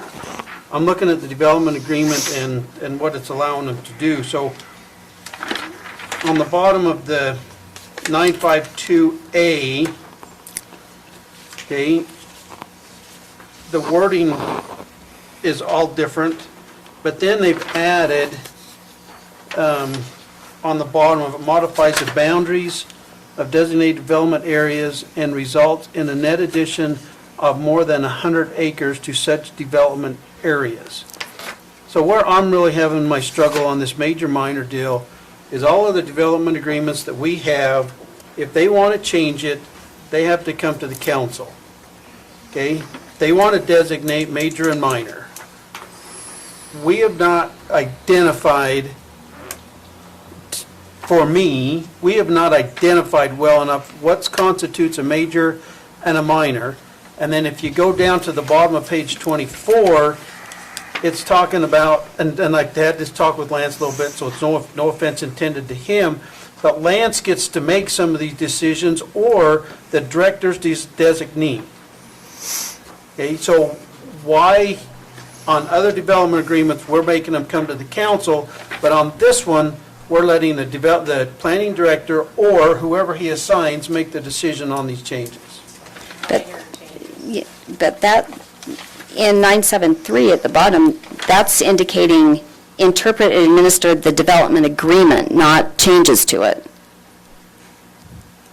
So do you want every administration issuing the development agreement to come back to the full council, because we haven't gotten anything else done for 2 months. I'm not so sure I want to go through every little bit of this. Okay, well, if I'm the lone wolf, I'm fine. So Roland, I view the additions to 9.5.2A as attempts to clarify what constitutes a major amendment. And so I think they did that in response to the request and the concern raised the last time. With respect to 9.7.3, and you may not agree with the list, That's or the 100-acre limit, but that's what I believe that change, why there's that change in the document. And 9.7.3 relates to, Tina pointed out, the interpretation of the document. And my experience is that it's not unusual to have zoning ordinances and/or development agreements interpreted at a staff level. If there's a disagreement in the interpretation, then it would come up to the council. But that doesn't strike me as unusual. That's currently how it works now, which is what puts us at odds with Lance all the time, is when he interprets it different than each one of us want it interpreted. That's why we go through planning directors. So I'm fine with 973 for that very reason.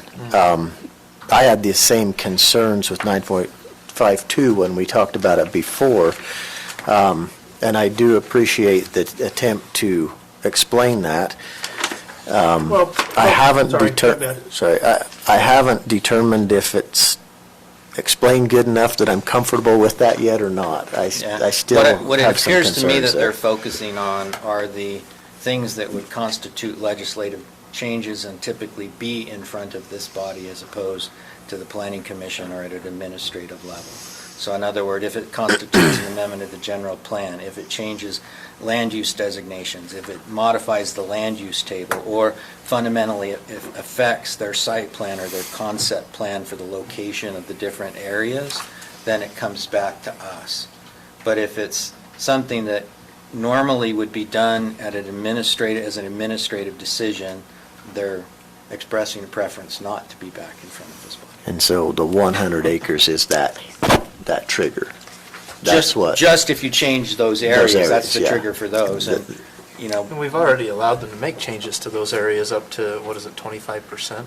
That's in unit count. That's in unit count. I mean, so they In can some move of things them, but within not those all. areas. And I think this is addressing if they need to shift that Correct. border a Move little where bit. the area Yeah. is slightly. And I so, didn't view 100 as overly generous given the overall size of these areas, but, I mean, you can modify something by 100 yards along a boundary and Yeah, pretty and- close to 100 acres fairly Pretty quickly. quickly. yeah. And I think that's a discussion we can have on the 100 acres if that's a concern for anybody else. And I don't know about Roland, but with me, the minor amendment is to try and minimize the least amount of contention between us and the planning director based on his 9.7.3 interpretation of what fits in 9.5.2A. So, My understanding of the 100 acres is when you look at the property and the geologic hazards along the property, and without going into the kind of depth that you would need to do to be sure, to be absolutely positive where those boundaries would be, there are going to be some shifts based on that geologic in-depth study. This gives them the flexibility to address those issues without it coming back for the scope of this project, yeah. So they're not unreviewed, but it would be a minor amendment that Lance would have, or whoever's sitting in that particular chair would have to decide. Okay, So, and to be fair, when they do the actual design on the ground, they're going to still have to come back to us for the subdivision and the plating of all of that. Yeah. So we are going to see it again and review it, and we'll have a chance to talk good about point. the subdivision, where lot lines are, et cetera, at that point. That's a good point. okay, so Ed will be naming his children after you, don't worry. It will don't be fine. jumping to the next one till we finish this one. this is part of this same Okay. one. Okay, it's talking about the director, okay? I'm against, no offense intended, Lance, and we talked about I'm against him being able to pass these on to the director's designee. I either want it to stay with Lance, where he is the director, or I want it to come to the council. I do not want to have it so that he can assign, no offense intended, to Gina or Bailey or whoever else he decides. Let me suggest a that- different alternative that may address your issue. Okay. What if we say, or the council's designee? So in Well, that other would be words, fine, it's because it's coming Lance back to because us. he's our development director, but if we decide that we wanted someone else in the development department to interpret it, or the planning commission, then the council would be making the designation. And I'm okay with that. I like I that. guess my only concern with that is, does that change every time? I mean, you could say, oh, for this question, we're gonna designate so-and-so, and for this question, we're gonna designate this person. And I think the importance here is the consistency of the knowledge of this and the ability to process the to understand the interpretation of the development agreement. Okay, but coming from my point, okay? My point is we've had issues with this particular concern, is that it hasn't been, it's been getting interpreted by different people. I want to know So- who's doing this. So I need to understand which part of this interpretation, because there's so much depth into these design standards and these building standards, that if you're I don't anticipate that it will be Lance who's inspecting lot lines, inspecting water lines, inspecting any of the things that we would be required to inspect based on this development agreement. It will not be Lance every time. It may be the building inspector, it may be the fire inspector. So there, are you asking that it be Lance for all of those things? Am I? Well, 972 addresses the other county staff members as appropriate, and I think that takes in your inspections and those kind of things. Okay. I just don't want it to The way I have to read be. 973 is it's the interpretation of the document. Okay. And that's where my concern has come because of a very, very political, very hot interpretation issue we dealt with a few years ago. Yeah, I remember that. I don't read it that way, Becky, according, your concern, but I can definitely see how it could be interpreted that way, which is why we're having this discussion, because depending on which side you're looking at, you can interpret it any way you want. And the intent is to write this document so that the interpretation is consistent. And sometimes that creates a lengthy document, but. Well, we're trying to eliminate multiple interpretations. Correct. So with Bobby's correction of taking the director's designee out, does that solve the problem? Making any council. Making a council designee.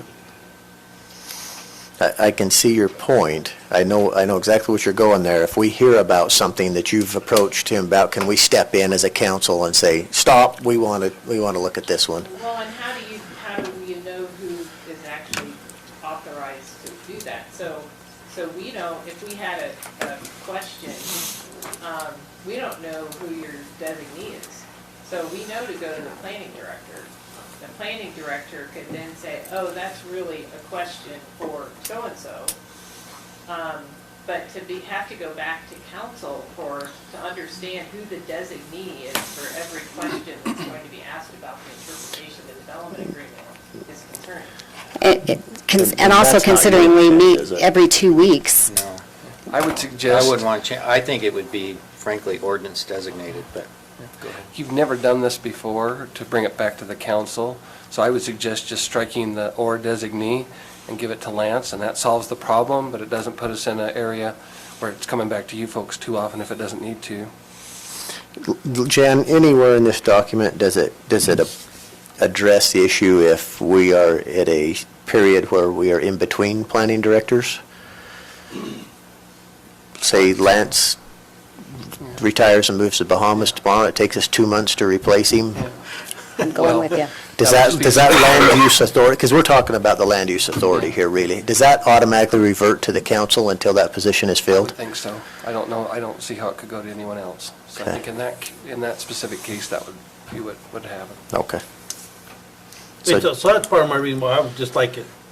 just scratch Take or the director's director's designee. I'm fine with that That's fine. suggestion as well. It's the Or planning designee Or director. the director's designee. Yeah, you're deleting or the director's designee. in both sentences. Well, and then it's again up in 974. We were up in 9.7. Down in my Well, document. mine's up at the top. Of the next page. Of the next page. It's down in mine. Yes, you're right. 9.74 as well. Okay, Okay. then page 27. Well, we didn't ever finish with 952. Oh. You said this was part of 952. He's Have talking we- about the 100-acre. Yeah, are you good with the 100 I'm acres? the odd guy, I'm good, let's go. Okay. If Okay. I'm the only one, I'm Page not gonna fight. 27 on the terms of development agreement. The second sentence is, the development agreement will be extended for an additional period of 15 years. I want that changed to may be extended. I believe it read May originally, didn't it? On both. 10, 15 documents ago? 9.13.1. It says it will, provided that the development activities on the subject property, et cetera. It gives a reason for it to be extended. It doesn't just say it will be, it says it will be if these things are going on. Only if it is ongoing. So if you Okay. read it that way, So if nothing's if happening. nothing's happened, it cannot be extended, but if work is being done, it can be. It can be, not will be. Well, it says as may be. Yeah, it says it I will agree be with Roland. if It will there's be work if on those It will things be, are yeah. occurring, and I can understand why they would look for that kind of protection. I can understand why they would ask for that. Yeah. But you would like it to be conditional upon council. Well, I want it to be may. I want them to have to come and say, this is what's happening, this is where we're at. I don't want it to be an automatic. What's the downside Yeah. to the development not being continued if they're still working on the project? That depends on where they're at in the process. But what I'm saying is, It could if we be have this significant. development agreement, wouldn't we rather it continue if they're still working on it to protect us? I mean, Well, it depends. If to it's me, a- it protects us, not them, If if it it's a train continues. wreck, why do we want to let them keep going? I mean, we gotta look at this, we gotta look at this development agreement from all aspects. This is not just we're looking at it as this is gonna be a perfect development. We gotta look at it as, from Well, all if it's been in possible place for aspects. 25 years and it's a train wreck, it's probably not going to continue, Well, just from a it will, economic it standpoint. will if we stay will.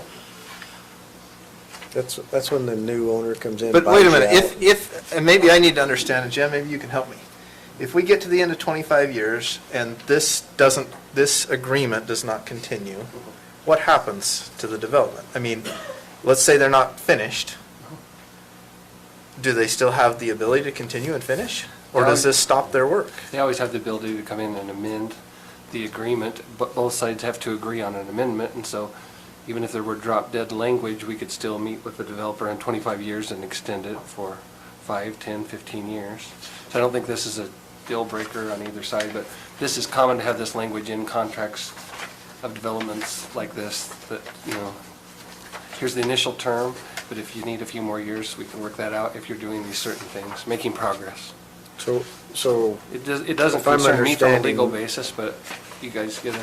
If I'm understanding Member Haslam, he's not arguing the language other than he would like it to be not just automatic if they hit 25 and they're not done. He's saying may. How does that change anything that you just said?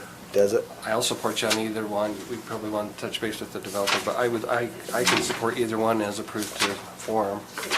And on our side, the word is extremely different.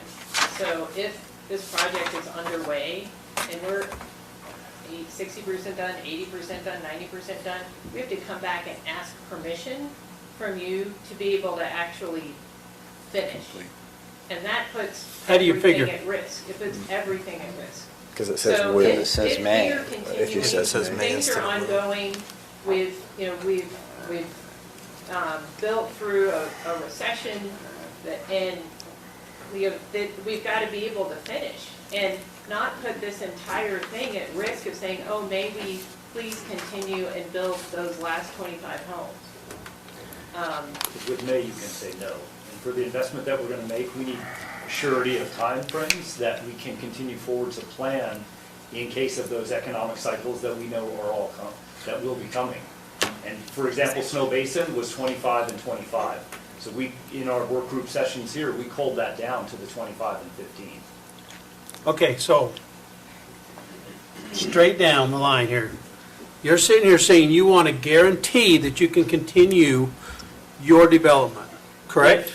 If they're performing. Okay. We are making forward progress. All right, so you've been selling us a product of $9 million. Are you going to put that guarantee in this development agreement? You want it on one side, but you don't want it on the other.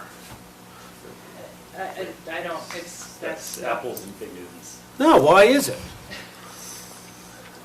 I don't know how you can compare those because they can't control the tax rate, only the council can. So, If we All have right, le- let's if go. we- I'm done. I'm if- good. if we well, at the have- risk okay, I'm fine. I'm good. All right. I don't have any more questions. That was my last one. That was it? That was it. Something tells me you skipped a bunch. Yeah, something we need to. Well, no, I want in there that if it's not listed in the development agreement, it's not allowed instead of interpreting, but that's okay.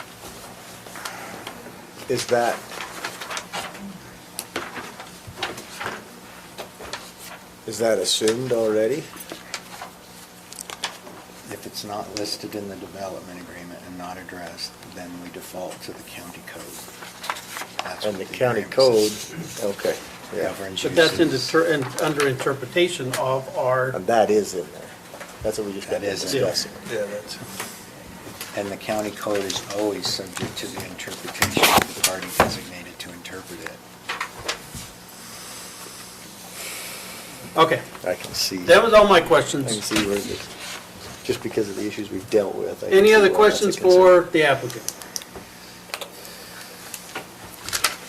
Can't remember. I was interested in I think it might be beneficial to let them go through the frequently asked questions component if they want to. If not, that's okay with me as well. We don't really want to, we just thought that it's basically the same information that we presented at the public hearing on September 3rd, and that has also been posted on our website.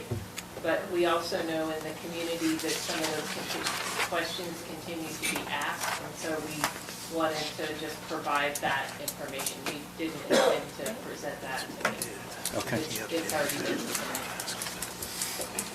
I'd like to know if Lance has any more questions, comments, concerns? Lance, will you just, those two sections where we modified language, well, I guess there was maybe three. Can we just quickly go to them, because you modified them right here, so we can just make sure we see them. So 4.5.3 and 5.9. Just make sure we're all comfortable with it and clear with what was modified and it's there. So we added consistency, we inserted shall consistent with the open space management plan be permanently preserved, change that. It cannot be amended, period. Okay. And also deleted was with additional county council approval, but that wasn't, Correct. And then 5.9 is the same type of thing. Yeah, similarly, we deleted, Restricted covenants that cannot be amended, period. It's that second to last sentence. So it says, portions of platted lots that include open space that is protected by plat notes or restricted covenants that cannot be amended, period.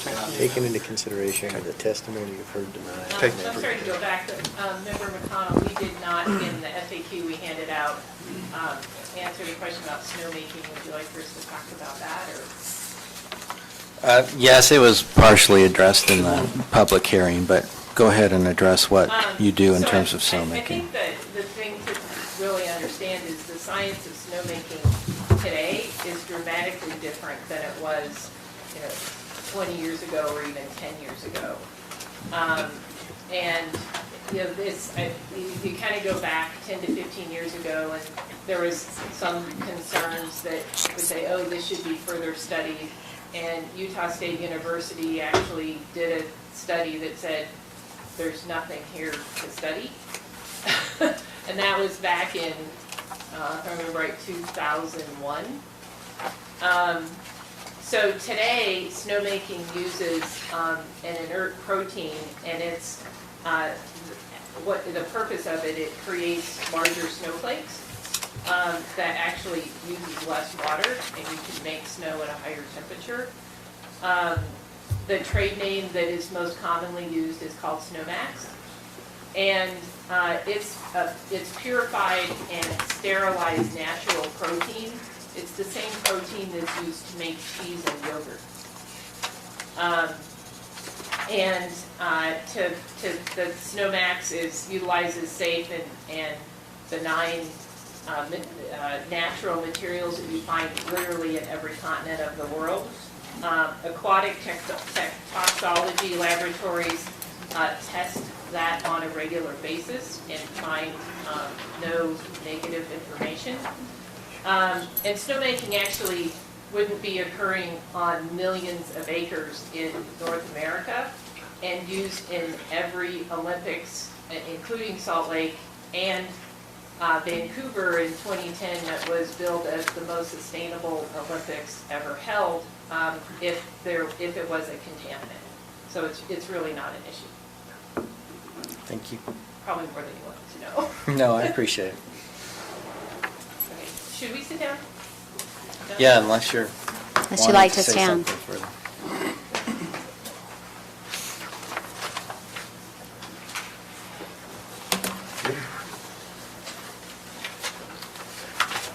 Yeah, I don't have any more questions. I'm good. Anybody else have any questions? Lance, you're good? Yes, sir. Okay, the moment everyone's been waiting for.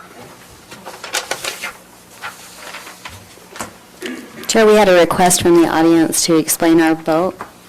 Are we,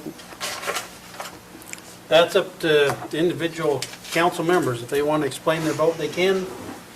Then I would recommend a roll call vote, and at that time, they can do a brief explanation. I will time you. If I will you get out reduce my it from phone. 3 minutes to 30 seconds. It's only fair, they only got 3 minutes.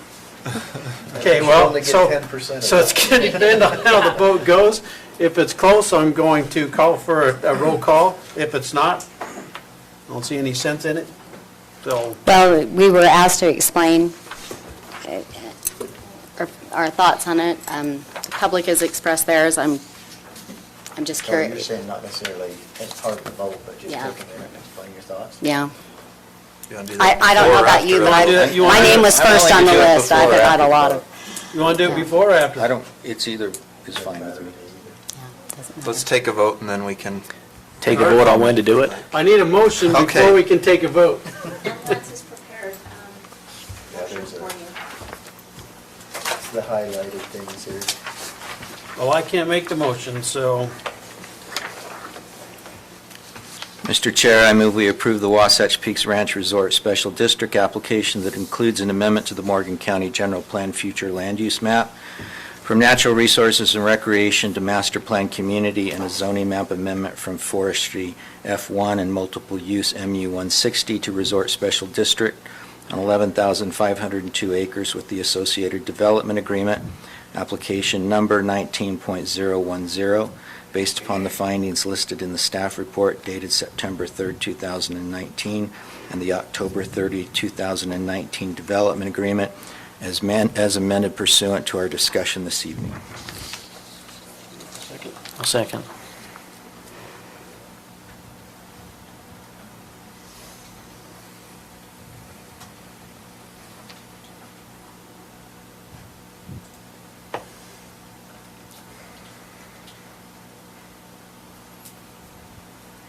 Okay, Did you have a get that motion? little bitty added at the Yes, bottom?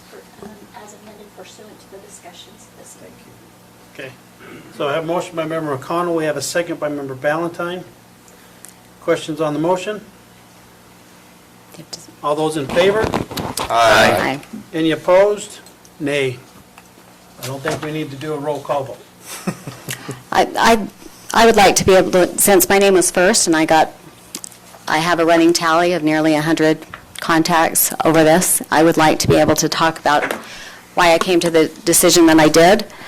I've expressed publicly that my concern with this project was the high-end private nature of this development. That said, the concerns that have been expressed to me have been ones about density. I would have had another snow basin. The density on this is a gift for what I would have preferred. So for those who have concerns about density, please keep that in mind. That I love Snow Basin. I spend a lot of time there, and I love the public access part of it.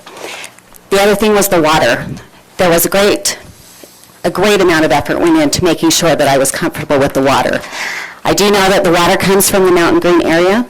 We had struggled with water, and especially in the last 2 years, so there was great effort taken by the developer to make sure that I was comfortable and understood what the water rights were and what the limitations on the water were as well.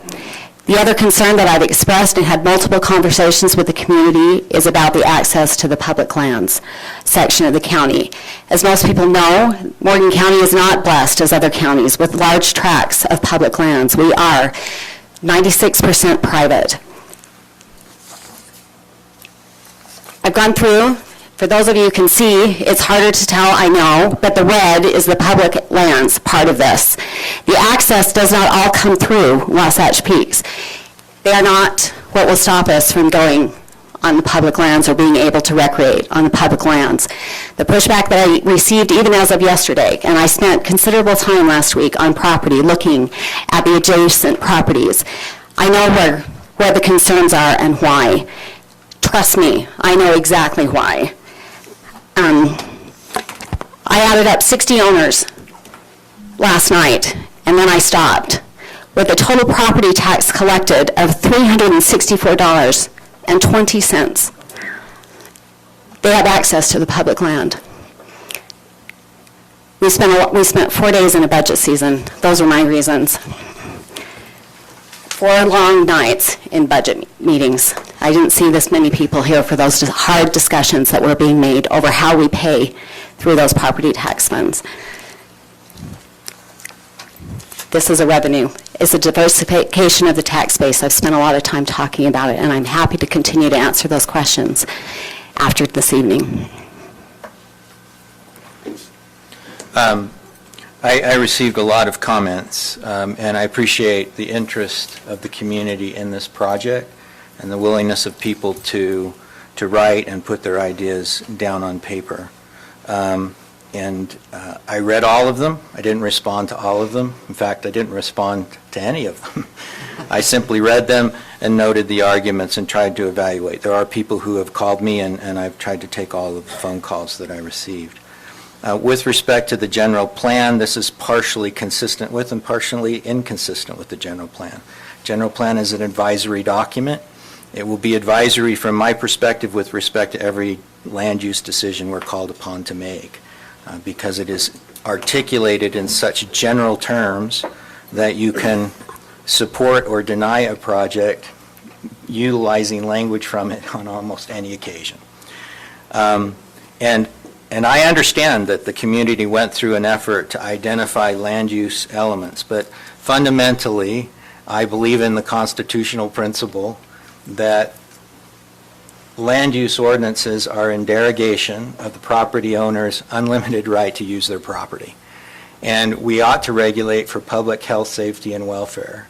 But if we in 2019 get together and say, the group here wants to enjoy our particular way of life into the future, and the burden of that is going to be carried by other landowners as opposed to ourselves, I don't view that as fundamentally fair.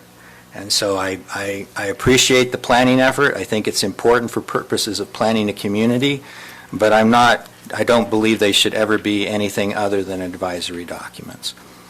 With respect to cultural change, I agree with the comment made by one of the women in the, I believe it was the Planning Commission hearing, that every one of us changes the culture of this community. And frankly, with respect to the fundamental aspects of why we live and love one another, if 750 people moving up on that hill affects our fundamental culture, then our culture doesn't have deep enough roots to be withstood. We send our youth out into a community to invite them to make fundamental changes in their life, and yet we're afraid of allowing someone different than us coming into this community. And I'm not persuaded by the culture argument. I recognize it will change. I don't believe that it's only for finances. I believe that the preservation of 65 to 70% of this ground in open space actually does advance the objectives of the general plan and the preservation of property. And some would say, well, this invites a precedent. And I say, yes, it does. It's a very high standard to meet, though. You come in with the 1,200 plus acres. You come in solving all of your own concurrency problems. You come in saying we will maintain all our own road and fire and sort of protection. That's one heck of a precedent to set. And so I think it's going to be difficult for anyone else to come in and meet that precedential standard. I don't believe we will become a resort town. I think we will have a second resort in our community. One of them will be private and one of them will be public. Some people don't want it to become Park City. I completely concur. I don't want Morgan County to become Park City. We are a long, long, long way away from Park City and don't have the fundamental historical infrastructure necessary to become Park City. The revenue, however, is very important. I'm new to this in terms of trying to balance a county budget. I probably would have been critical of people in the past or members of the council had I received the tax notice, but I think we approached it as responsibly as we could. I went back this morning and just looked at what my taxes were in South Jordan. I know I'm exceeding my 3 minutes. You really are. I really am. I looked at my taxes in South Jordan, and they are within 0.1% in terms of the overall property value this year compared to when I left South Jordan. I received a much higher level of service in South Jordan. That being said, South Jordan had considerable economic benefits that we don't have. They had by that time, not when I first moved there, but by that time they had a significant commercial tax base that was helping to fund those projects, including community centers and all that type of thing.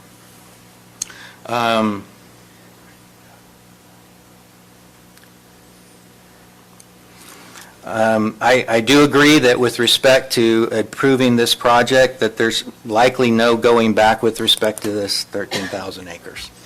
I agree, but I think it's a good step forward. I will say that the vast number of communications that I received from people in my area of the community were in favor. I always criticize people for saying the vast majority approve because we don't really know, but with respect to the communications I received, I can tell you that in my area, this is something that is highly sought after. And the second principal thing that people say is, but don't forget to try to improve our commercial tax base. Those are my reasons. I think you're all entitled to know it. And again, I tried to consider the arguments that I heard. One of the things I've enjoyed about Member McConnell being on the council is he brings a philosophical ideas that we can debate, and that happens to be one of my favorite pastimes, is debating philosophy. And so as I listened to you talk, I heard a lot of things I'd like to debate. But there's a lot of things also that I could just say ditto to that both Member Cannon and Member McConnell brought up. When this was first proposed, I saw an opportunity for Morgan County here, but I also saw an opportunity for Morgan County to really mess things up if they don't do it right. One of my goals over the last pretty dang close to 2 years of going through this and working on that committee was to try and make sure that we don't have some of the issues we're dealing with some of the past developments that have come in that I think, with all due respect to previous councils, that I think probably didn't get vetted quite as good as it could have. And it might have been nothing more than just a difference in ideas at the time of where the county wanted to go and the people that were here at the time. But I wanted this to be something that we could look back on 10, 15, 20 years down the road and not regret, that we could say this was good for Morgan. And I think we've come pretty close there. Did I get everything in this document that I wanted? I did not. Am I bitter about that? I am not, because I think there was a lot of give and take on both sides. I believe these developers have backed off on some issues that probably cost them a good deal of money, because a project this size, any small decision can be very expensive. And I appreciate that. I appreciate their willingness to work with us. I also appreciate my perception of fact is that they have gone above and beyond to meet the intent and the desires of this community, and the things that this community stand for. And I think that's been forefront in their planning process. Even before they came to us, I think a lot of those things were addressed in their own planning before they even came to the Morgan County. And I appreciate that.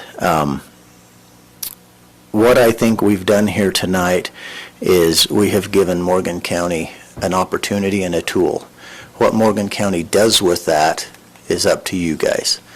Who you elect to sit in these seats, how you run your government. You've got ballots sitting at your house right now, if you haven't already turned them in, with the opportunity to change the form of government, understanding that changing the form of government is not an option, it's just which option we go with. If you vote for that, you're going to have 5 members up here. If you vote against it, the legislature will automatically convert us to a 3-member commission. I ask you to please consider that ballot very closely and decide how you want that to go and how many people you want sitting up here representing you. Because if you don't do that, this is nothing more than a tool for people to abuse. You've got to have the people that represent your viewpoints sitting here if you want to control any of this process. This process will take, most of this process will take place, just dang near all of it from this point on, with a new form of government sitting here dealing with it. And so it's very important that you as citizens and voters step up and make sure that you have the right people representing you. Thank you. Oh, I'm good. I respect Roland's opinion on this vote, as I do the other opinions that we've heard tonight, dissenting on this vote, or this agreement that we voted on. I have been and I cannot articulate like Member McConnell, but I've been a proponent for property rights and the owner's rights on their property. I believe I was quoted in the last public comment meeting regarding property rights and the owner's rights, and I will stick to that. I have, in studying this proposal, this development, I've been a proponent of smart growth, and it's my opinion that this is smart growth. This is a benefit to the county. It can be a benefit to the county and to our residents here. And those are the main reasons why I voted for it tonight. I'll make it brief. I'm not as good of an orator as some on the council, but I too am a supporter of property rights. I spent 6 years on the County Planning Commission and was a supporter of property rights there as well. One of the meetings that took place in that commission many years ago that I still remember very well was when the State Property Rights Ombudsman came to visit us and gave a little presentation. And one of the things he said that has always stuck in my mind is that whenever we make a rule or change our code to restrict a property right, no matter what change that is, we have to recognize that we're restricting that for all, not just ourselves as well as others. And so I've taken that to heart, and every time we talk about changes, I really have to try to look at that from multiple angles. I do very much believe that the county needs the financial benefits that I very much hope this development will bring to us. And I share Austin's comment that it's too bad that we didn't have a group this big in our budget sessions, because I can assure you, I'm sure most of you, when you got that property tax notice, just like I, were disappointed. I am too. I wish that we could provide even the basic services, and I can assure you we've gone through the budget multiple times, hacked away at it many times, argued over a few $100s, and it's because we're trying really hard to keep your taxes as low as we possibly can. But it can't stay that way forever. We have to do something different. We can't continue to kick the can down the road. So those were my reasons. This actually makes me nervous. I don't get nervous very often, but when I have to speak directly to you, I feel a little bit of pressure. I want you to know that I heard, as an at-large member, I probably received, well, I don't want to say I received more than Roland, but I actually tallied how many I received. I got 171 text message, 63 phone calls, and 48 emails, and I responded to all of them, except with the exception of one from Lilia last night, and I'm sorry. It rang off the hook. People called me at work. They called my receptionist and asked for me at my day job. So I heard everything that you said. I took it into account. And at the end of the day, and maybe John said it to me best, that it's my decision, or I have to weigh both sides of the issue and then ultimately do what's best for the county. And after sitting through those budget sessions and after being on the EMS and fire portfolio, and you guys heard me up here arguing for money for them, and knowing the state we're in, and knowing that there are days that there is nobody over there on that ambulance, so that if you call 911, that response is coming from Weber County, and there might not be anyone there. I know that we had to make a change, and I think this is the best change that we could come up with.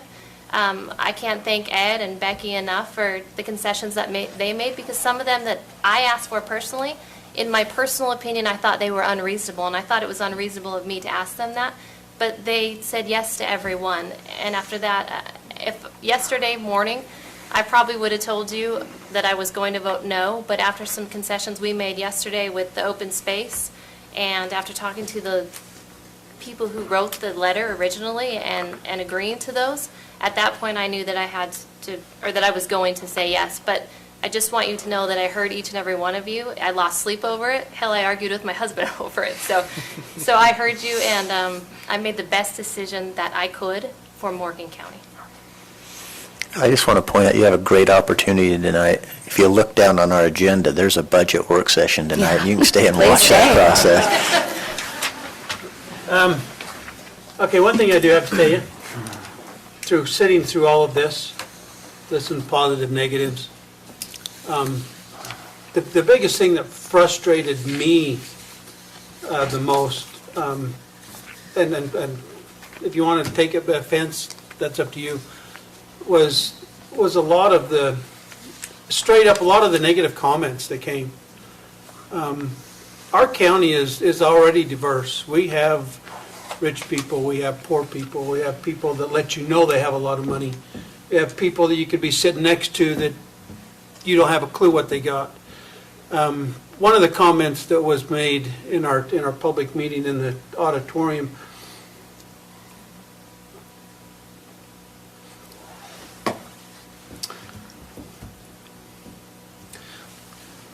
was that this is going to attract an evil group of people. I can tell you I got introduced by Ed to a couple that have a home up in the Yellowstone Club that are very interested in coming. And I'm telling you that they are the salt of the earth people. I actually had an hour-and-a-half conversation with Heidi today. She asked me my opinions, my concerns, my issues. And they are very, very nice individuals. And we sit and talk about the change that might be coming, and Member McConnell made comment to it that if this coming to our county is going to change our livelihood, then our roots are not deep enough. We haven't instilled it enough in our family and our kids to overcome that. I still have other issues with what's going on and how it's proceeding.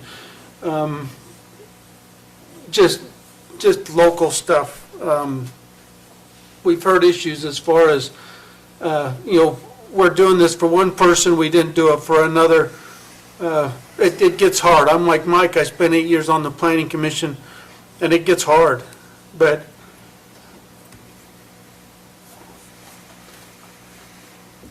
I just want you to know if it attracts individuals that Ed introduced us to, and I told Heidi this, I would welcome them with open arms because they are very interested in our community. They're interested in helping the development. I just wanted to share that with you, and I appreciate very much your time, your attendance, and your concern with the county and the direction in which we're going. We're going to take a 5-minute break. Then we're going to continue with the Mountain Green area. After that, we have a closed session, and then we'll go back in. We got to continue our budget session. So if you want to stay and listen to that, you're more than welcome to. But we'll give you a few minutes. Those of you that wish to leave, you're welcome to. Thanks. Very well said. Appreciate you. Well said. Appreciate you saying that. Thank you. You're welcome. All right, philosophical debate, let's get it. I'm not very good, though. That's Thank you. I could. Thank you. I had a philosophy class as a 17-year-old freshman in college, and I just thought, I can sit here and go back and forth with this guy all day long. I don't run into too many people that want to do that, and so I'm not versed good enough to really do it. They're always tough to silence, that's for sure, no matter what. Books that gain different ideas and stuff. If we hope that's what folks I hope disagree for. with, but I'd like to explore more, all based on zoning and why you do it, where it comes in. Yes, it's very... the property rights debate, that kind of thing. That's an important discussion to have. It forms your philosophy from the way you understand. I'll tell you what I don't like to debate with is my daughter. That child is wicked. Well, I don't like to debate with my son because it's no debate. He's one of those that, I happen to know everything and I know exactly what I should do. You too. So I'm just going to tell you why you're wrong, and then I don't want you to talk. Crazy? Apparently, you're preparing you better for debate than practicing. That's probably true. He talks to everyone. Your guys' comment, picking up, I really like. We have a thought. We need to make sure. I'd be so glad when this week is. We're not sending that opposite message that people come in here. If they come in here and they don't Scheduled a vacation for you. No, I agree. We sometimes look at people coming in here and think, done with this. That's okay. There's a lot of people on the council that have been trying to do that for a long time. We need to make sure that people who come in here feel welcome too, even if they're different. I'm surrounded by some of the best people in the world who are so-called members of the culture. And I wish I could be stuck at home or good thoughts. Thanks. Appreciate it. So folks, well, it's your project to run, sir. I just want to say You're who? And how are you tied into this? So I keep on board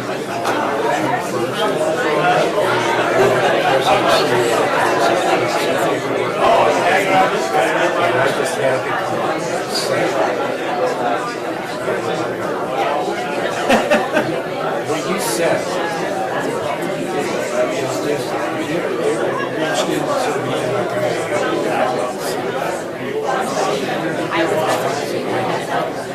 We start to get more a little bit of support.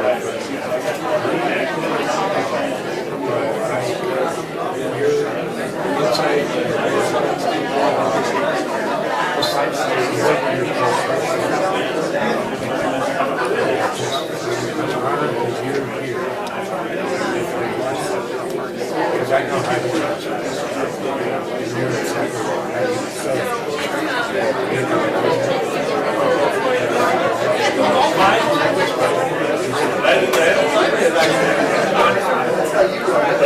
Bob comes from Deer Valley. He ran it from years and years and years. So in terms of hiring an expert to put together a resort development, we got one of the best in the country.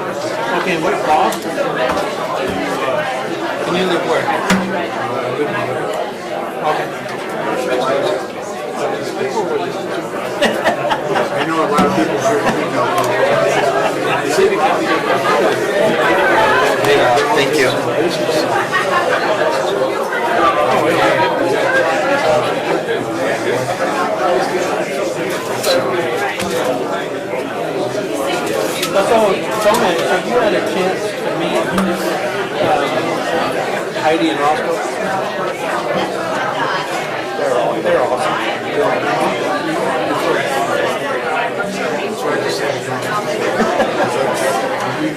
Well,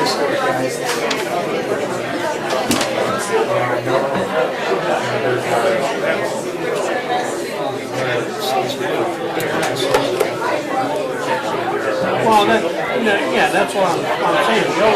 We already have that. Bringing.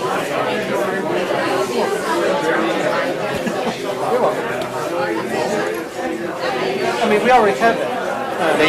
You know, we have people in the community that are not wrong like that. You know, there's people that are jerks. Next Got a lot of phase, money. right? Let you know they got a lot of money. And they, you know. Not at all. People that There's you're sitting nothing next to be sorry about. I think it was good. We had some good discussions. But nobody knows. Thank you, sir. And so, and that's what I'm saying, I was really getting frustrated when people were getting up on the negative and saying it's gonna attract these kind of businesses, but that's not true. And we always have that here, you know, so don't say it's gonna change just because these individuals come. Yeah, I wanted to shake your hand. You know, I was gonna tell you that. You know, if you had all your roots had been in milk. Ron, thank you. You bet. Thank you, nice meeting you. My clothes? Yeah.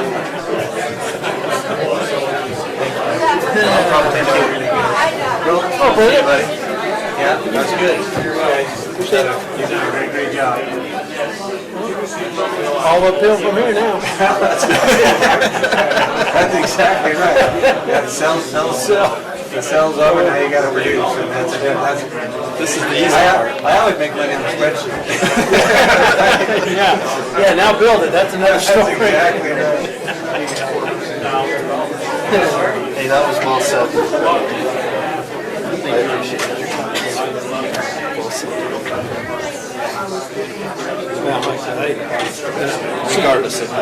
She called me, they said she called me this morning. And Who are you talking about? So, These are the folks that we met up with. it's a couple that we met up in Yellowstone, Roscoe and Heidi.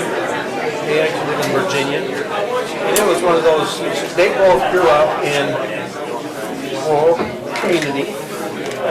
They ended up making, but this is up my mountain too. That's true. Thank you. But, you know, they got married, they ended up making some investments that, it was one of those falling crap would come out like a rose. Weathermen, that they play the stock market. Yeah, you know, they've made a ton of freaking money. But they're the type, like I said, they're the type of people, if you could guarantee that that's who's gonna build up there, I'm all in. Because they are very down to earth people. They're not flashy. They don't, you know, like I said, I spend an hour and a half talking to her today. They were. So we probably talked back and forth, and you know, and they've got some more interest. They're planning on,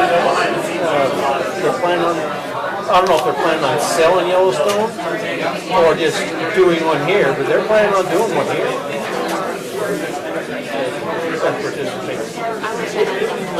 They've got a kid it's a daughter, right? It's in a skiing. She's does something like racing and stuff. So they spend their winters at Yellowstone Club so she can sit in.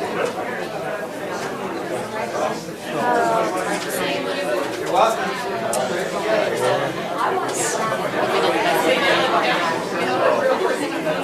You have to feel better about this over like if you were a mother from the Don't you? I mean, well, see, I told everyone when I started, I said, "Well, you guys take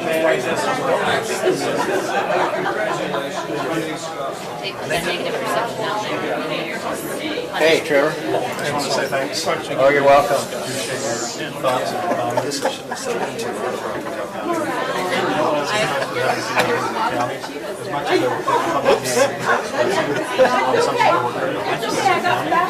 Well, welcome back again, sir. Thank you. Yeah, I agree with that overall. I appreciated the stuff that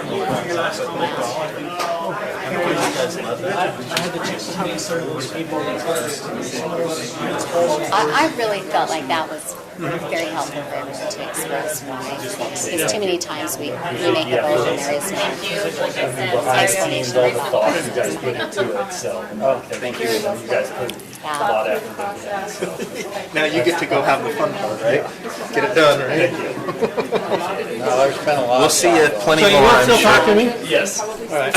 You knew you were gonna vote no anyway. Yeah, he knew it. Sitting up there So did having you a say, little day. so did you say Heidi on me?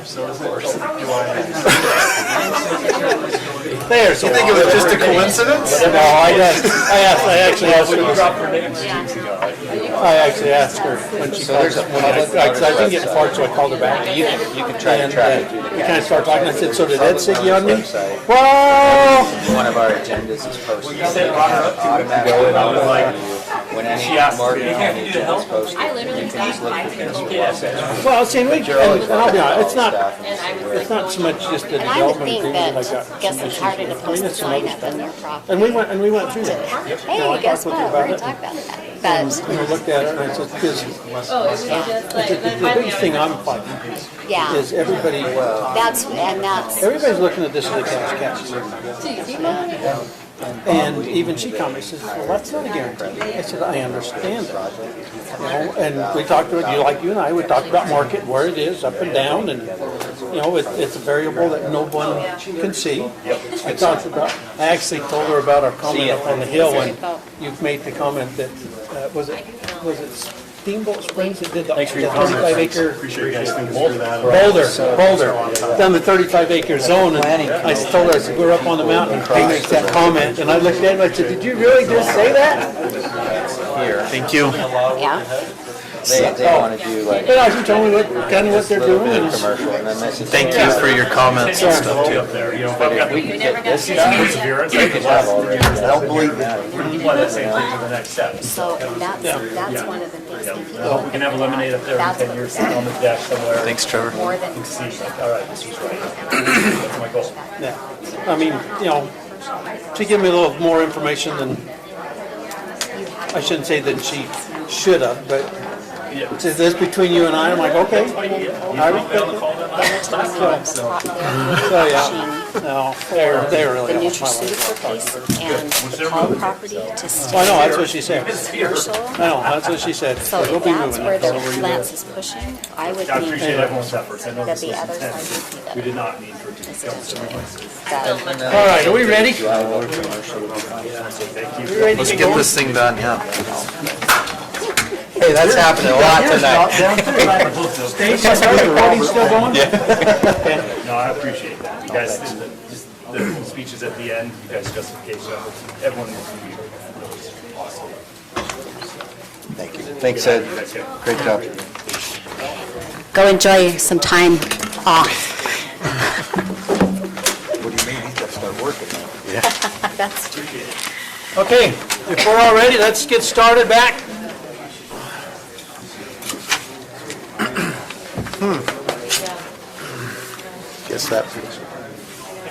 Guess that budget idea wasn't as popular as we thought, huh? Yeah. We didn't keep Did you think anybody. it was? As popular as Brandon, he's gonna stay. ruined my life, and this weekend you're ruining Just it. shipped off tour. I'm waiting to see the camera. Okay, so Lance, are you taking the night off? Can we just Did you hear me laugh? break That, the I'm budget? ha ha ha ha ha. Thanks, Troy. Okay, so you taking, who's taking lead on number 2? So I've requested Ruin's willing to that take the Ruan's lead on ready to number take the 2. lead. So What's I, that? Ruin's ready to take the lead if you want. Okay, well, I know. I know requested it. I know one time it was member Cannon, so that's why I was just asking who's taking lead on it. I can introduce it. So this is the area that we've talked about in the DAT. It's currently under the Johnson's property development agreement. This changes it to be, the discussion we're having is how close can we get it to what the vision in the DAT was and still make it viable for the property owner who has a current development agreement allowing other things in it. As we've discussed at length over Wasatch Peaks, a development agreement, once opened, offers risk on both sides. There needs to be a good faith understanding from the council and from the developer and the owner of the property that we are trying to find a solution that works for both of us in this process. So with that introduction,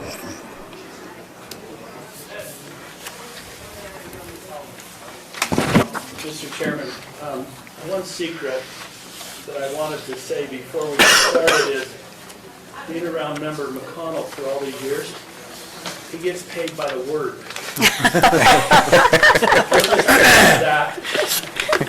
Then you will understand his personality. Okay, well then I'll make sure that I don't acknowledge him so he can't talk anymore. Yeah, well, I've quit talking to myself. It's too expensive. Thank you for taking a few minutes. Back in August, we presented the concept of a CRA associated with this, and we said we'd come back with a new concept plan.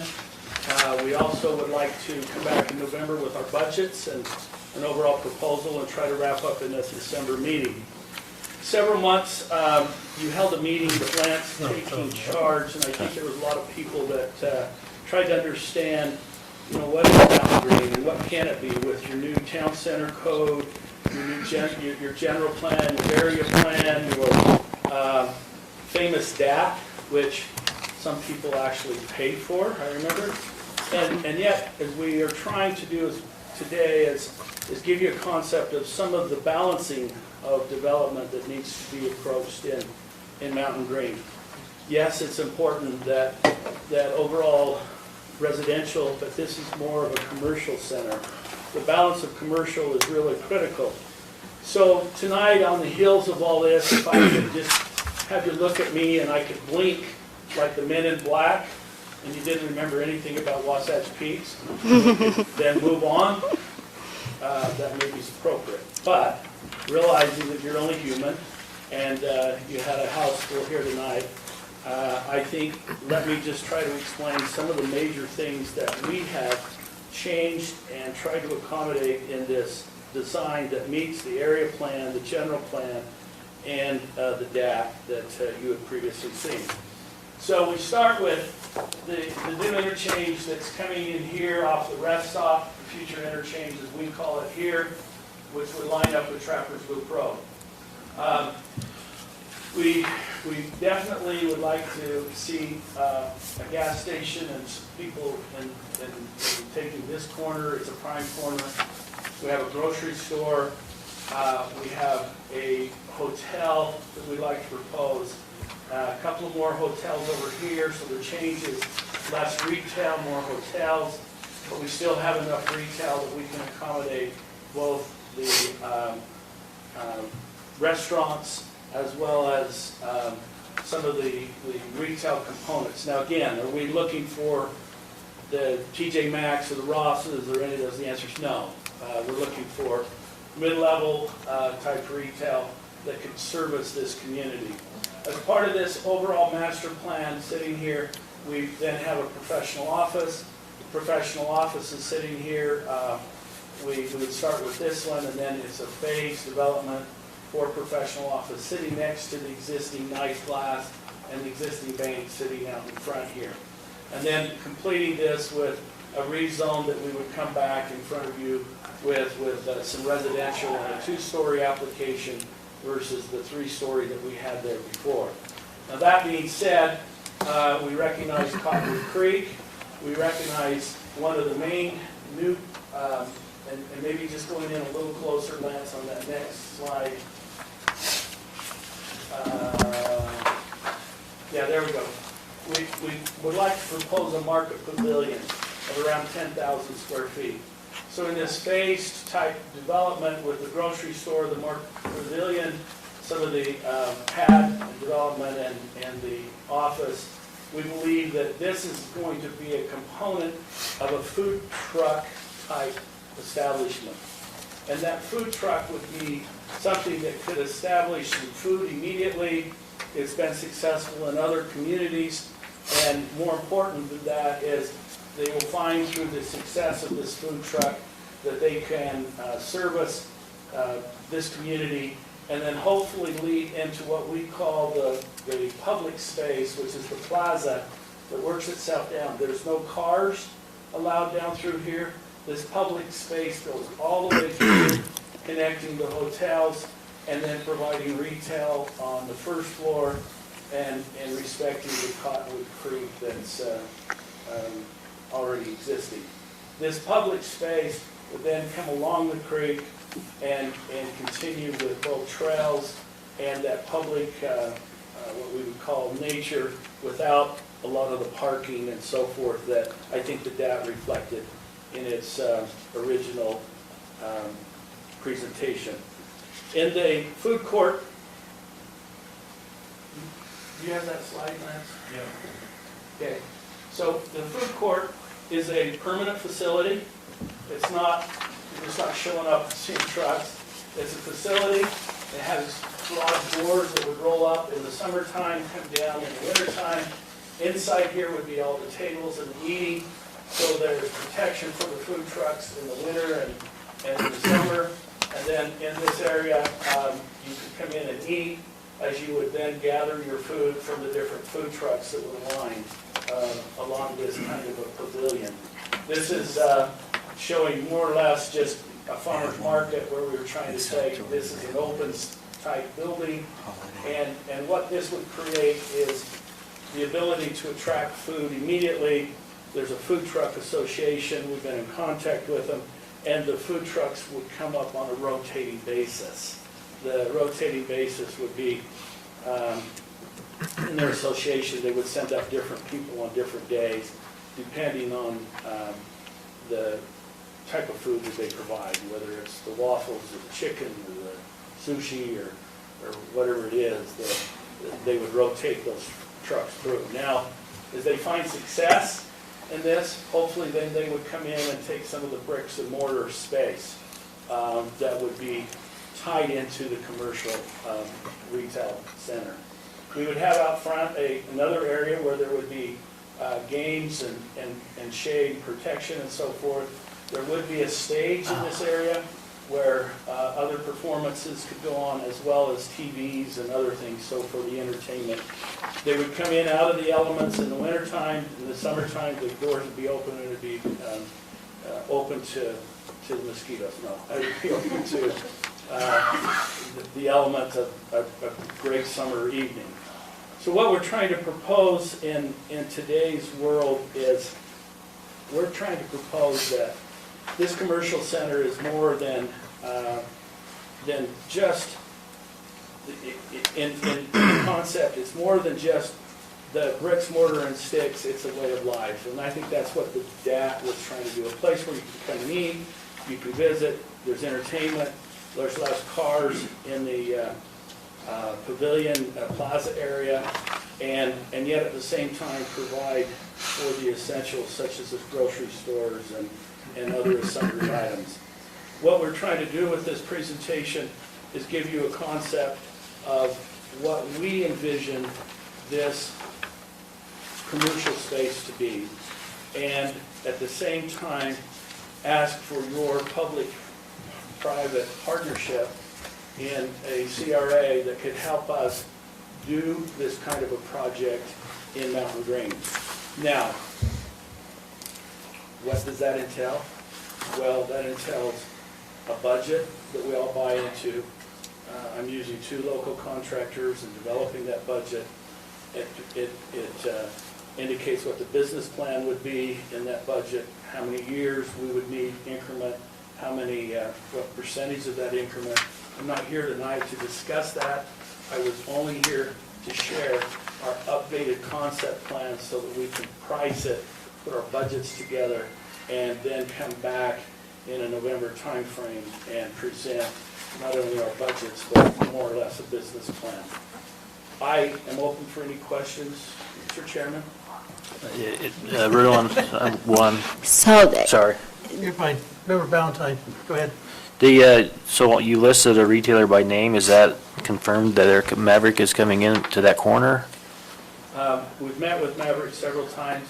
We just listed it there because that seems to be the kind of store that we're looking for. we don't have any LOI associated with that. So this is the first time I've seen the food truck concept, and so Bobby's telling me that there's one in Holiday and South Jordan. Are they year-round there, that somewhere that I can go and look at this? Because this is just They are, they're in New. Holiday, yeah, they're almost in every city. Even Little Fruit Heights brings them in once a week. These concepts are from San Francisco through Chicago, through New York, we've seen them. But locally, along the Wasatch Front, we can give you some addresses, and they are open year-round. Well, one of the advantages here is the addition of the pavilion, which will help So you can use extend the the pavilion for other time things. period. Most of them just have outdoor lighting, and we feel like with our swing of temperatures and so forth, to capture the skier coming home. I feel like you need to move out of that light. Yeah, you need, one. there would be some permanent, very you know, distracting. temperatures, controlled heat and cooling. and so forth. So there's is the one there every pavilion- weekend right now. Pardon me? There's one there every weekend. Yeah, there's multiple ones Yeah. there now. They knocked down the ski bus stop sign recently. So is the building designed specifically so it can't be used for any other purpose, or would it be available for other uses when the trucks weren't there? No, it could be used for other performances and with the stage, musicals, other things that could attract people to the retail center. So it's there for not only the food trucks, but it could be rented out for weddings and other things. So help me understand on the food trucks, because forgive me for not knowing this, I guess I should. It actually came up as a question when they started coming up to the Taggart's exit. On a food truck, I'm not, part of the reason why we were wanting to do a commercial center is for Mountain Green to incorporate, we need to extend a tax base of some type. Do food trucks do sales based on where the truck is parked, or is it where the vendor is located? Yeah, Where's the point of sale? It's at the location, and they have to report sales, and they're pretty strictly governed through the association. So I think most of your food trucks that you see maybe are little rogue type food trucks that are trying to pick up, but the Food Truck Association that we see at the Gallivan Center every week or other places, they're controlled. So we would provide power, so they don't have to run their generators.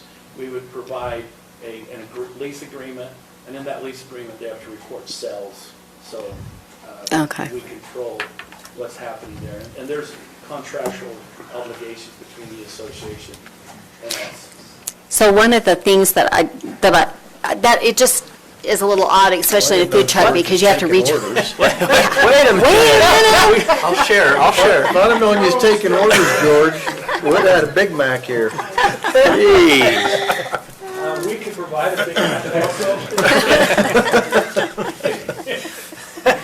Sorry. Does he not want our? No, that's fine. I just am surprised because you'd have to reprogram your cash register for every different location, because sales tax in Utah, that's different for every locale. That's why the association controls sales and point of sales and so forth. Yeah. And they keep a tight ship on who's coming and who's going.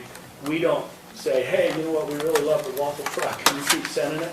They start figuring out that everybody's at the waffle truck, and then pretty soon the waffle people say, you know what, a location there in Mountain Green would be really good for us.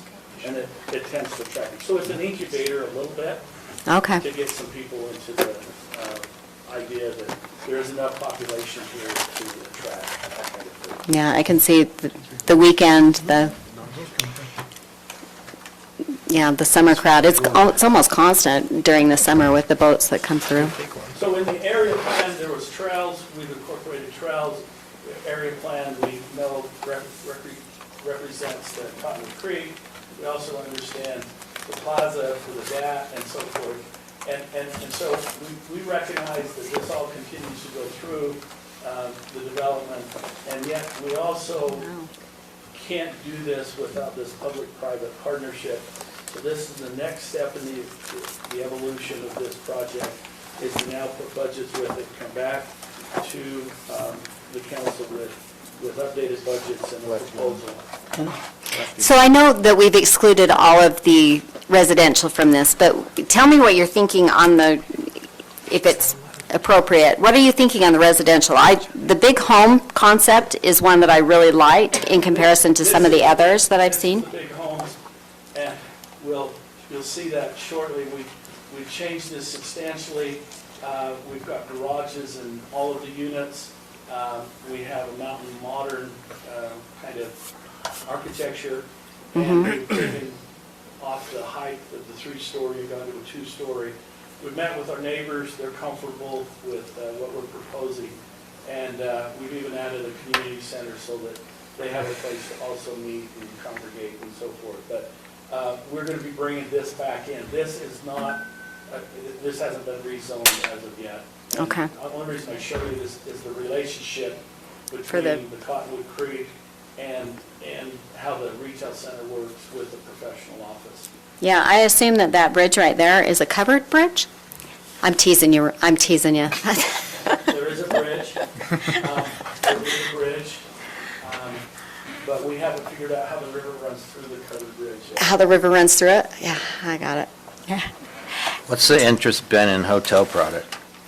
We have a group that has been trying to locate one of the resorts, and we've been working with them on a hotel there.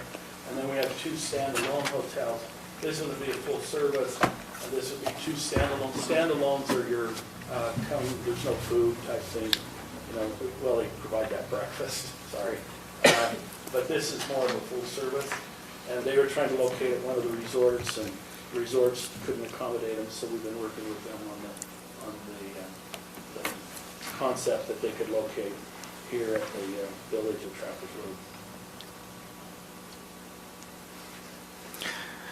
So are you looking for a response from the council on the plan itself conceptually, or? We were hoping that if there was any comments, questions, or concerns, I could address them, but it's a change of what you had seen previously for those that were here prior, and to those that haven't seen it, we're presenting probably the main features, the grocery store, and then the change with the pavilion, and then how this plaza comes all the way through to access people that could gather and eat and so forth in this area. And we wanted to give you a concept plan so when you saw the numbers, you were seeing what the numbers represented, and that would be this plan. So you want to meet, excuse me, you want to meet in November as an RDA board? I do. And Mr. Chairman, I got bumped from the other meeting and wanted to show you this concept plan as we continue to progress and it evolves. So if you have any questions, I'd be happy to answer them. Other than that, I'm done. So the area that we'd be talking about for the area and the budget is this area right here. And since we've been up here for 15 years and been involved with many county councils and so forth, we're a little different than some of the other developers. We recognize the process, and so we're just trying to advance it along and have it evolve. I also wanted to announce that that some of us are designing a home to move up here. Oh. So that I can run for, no, just kidding. I am designing a home to be located in a project over on Northside Creek, and so we hope that someday to come up here. We think the beauty and out of the immersion is wonderful. Your home? I'm sorry. Any other questions? I know it's been a long night. You could probably jet or water ski in a pool out back, but it'd be a short trip. Did we all find it fascinating that the Ogden Standard carried a big article about water skiing? In the paper yesterday? No one reads the Ogden Standard, so we didn't. Yeah, here we are, halfway through a $7 million project. And I wanted to call the Standard and said, hey, gotta come and see what we're doing. But Anyway, we're still So- working on the dam abatement. Probably too much detail, but is it Modern Mountain all the way across on the retail sides? Are we sticking with because you have a development agreement already that doesn't necessarily follow the standard that's in the town center code that was adopted? There are some things that, again, there's some parts and pieces that in the original development, there were some other things here. But the architectural design standard, are you doing Modern Mountain? Yes, What's the? Yes, and we can show you some elevations of how that works. We understand the architecture is really critical to this area, and so we have a lot of wood, a lot of stone, and a lot of enduring type elements. We've been working with our contractors on what we can afford, what's best. We had something designed that the contractor looked at it and said, "You serious? You think that's going to endure the freeze-thaw cycle here in Mountain Green?" So we kind of changed a few things, but. Can you do me a favor on the big homes? Because I've never seen those with a Modern Mountain, and I would theme. I would think that we would want to have an architectural consistency through this whole area. Well, the problem is retail has to be inviting, and they do signage. Mm-hmm. So signage is always one of those critical elements. The Mountain Modern, we will be showing you in a few weeks. I mean, we have renderings of it and could show you. A lot of times this is hard to translate into the retail because they do want signs and they do want this open, hey, I'm open today with the signs, where this tends to have a lot of canopies and other things. The architecture will have a lot of 3D and relief. It won't just be flat, and we're trying to keep away from totally any stucco or ethos. Well, but I guess what I'm asking is the big home concept that I've seen has always been more of a traditional building style, and if you're transitioning so quickly in that town center area, does that really play into the Modern Mountain, and how does that whole thing flow? So again, you'll see this as the office building. It has a lot of the canopies and so forth that you'd see in Mountain Modern. This ties into this, and this is, we're still working on how the front of the grocery store works in conjunction with some of the elements here going through the plaza. But it could all tie in together because of the elements of the materials, the woods, the stones, and so forth, versus we can still provide signage over the store and those kind of elements. So materials would be consistent, maybe more than just saying, okay, this grocery store is going to be Mountain Modern, which would be very hard to. Yeah, I've seen there. But the common element would be the materials. Okay. Feel free to jump in.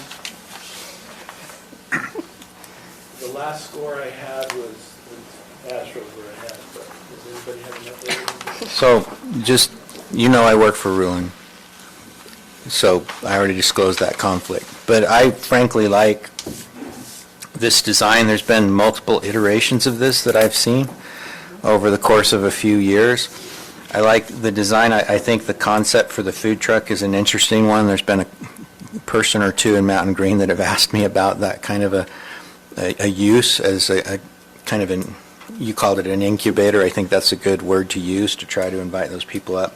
I like the plaza and the sense of space that it creates, particularly around the creek area. And one of the interesting things is when the Planning Commission last week, the area across Old Highway and south of Trappers Loop, they were in for a development proposal, and they are principally residential. And I know we've been working on, we had the last time we were here, a required percentage of commercial, and they were way below any number that was being talked about there. But if Ruin and his group are willing to come in and make the investment necessary to put in a village center like this on this side, then having as much commercial on the other side is not nearly as critical. And I think they would complement each other. It provides housetops to help support the retail, as does this residential area here. So anyway, those are my thoughts on it. Thank you.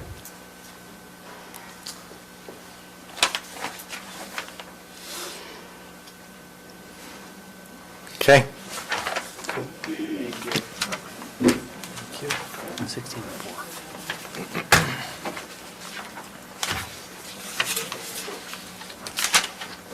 Okay, so talking about doing an RDA meeting on the 19th. Is that correct, Member Cannon? Is that what we was talking? Assuming you're ready with budgets by the 19th. I mean, we would need to have them submitted by the 12th. Ready with our budget by the 19th. Yeah. We're meeting again tomorrow. Okay. All right. Okay, with that, Gwen Ridge. Gwen? I don't think, it just, yeah. Mr. Chair, I'm going to make a motion that we write off this particular tax amount in the amount of $36.40. Okay, motion by Member Newton to write up a personal property tax of $36.40. Second. It's a bad motion. Second by Member Been a long Kilmer. night. Hey, look at that. Second.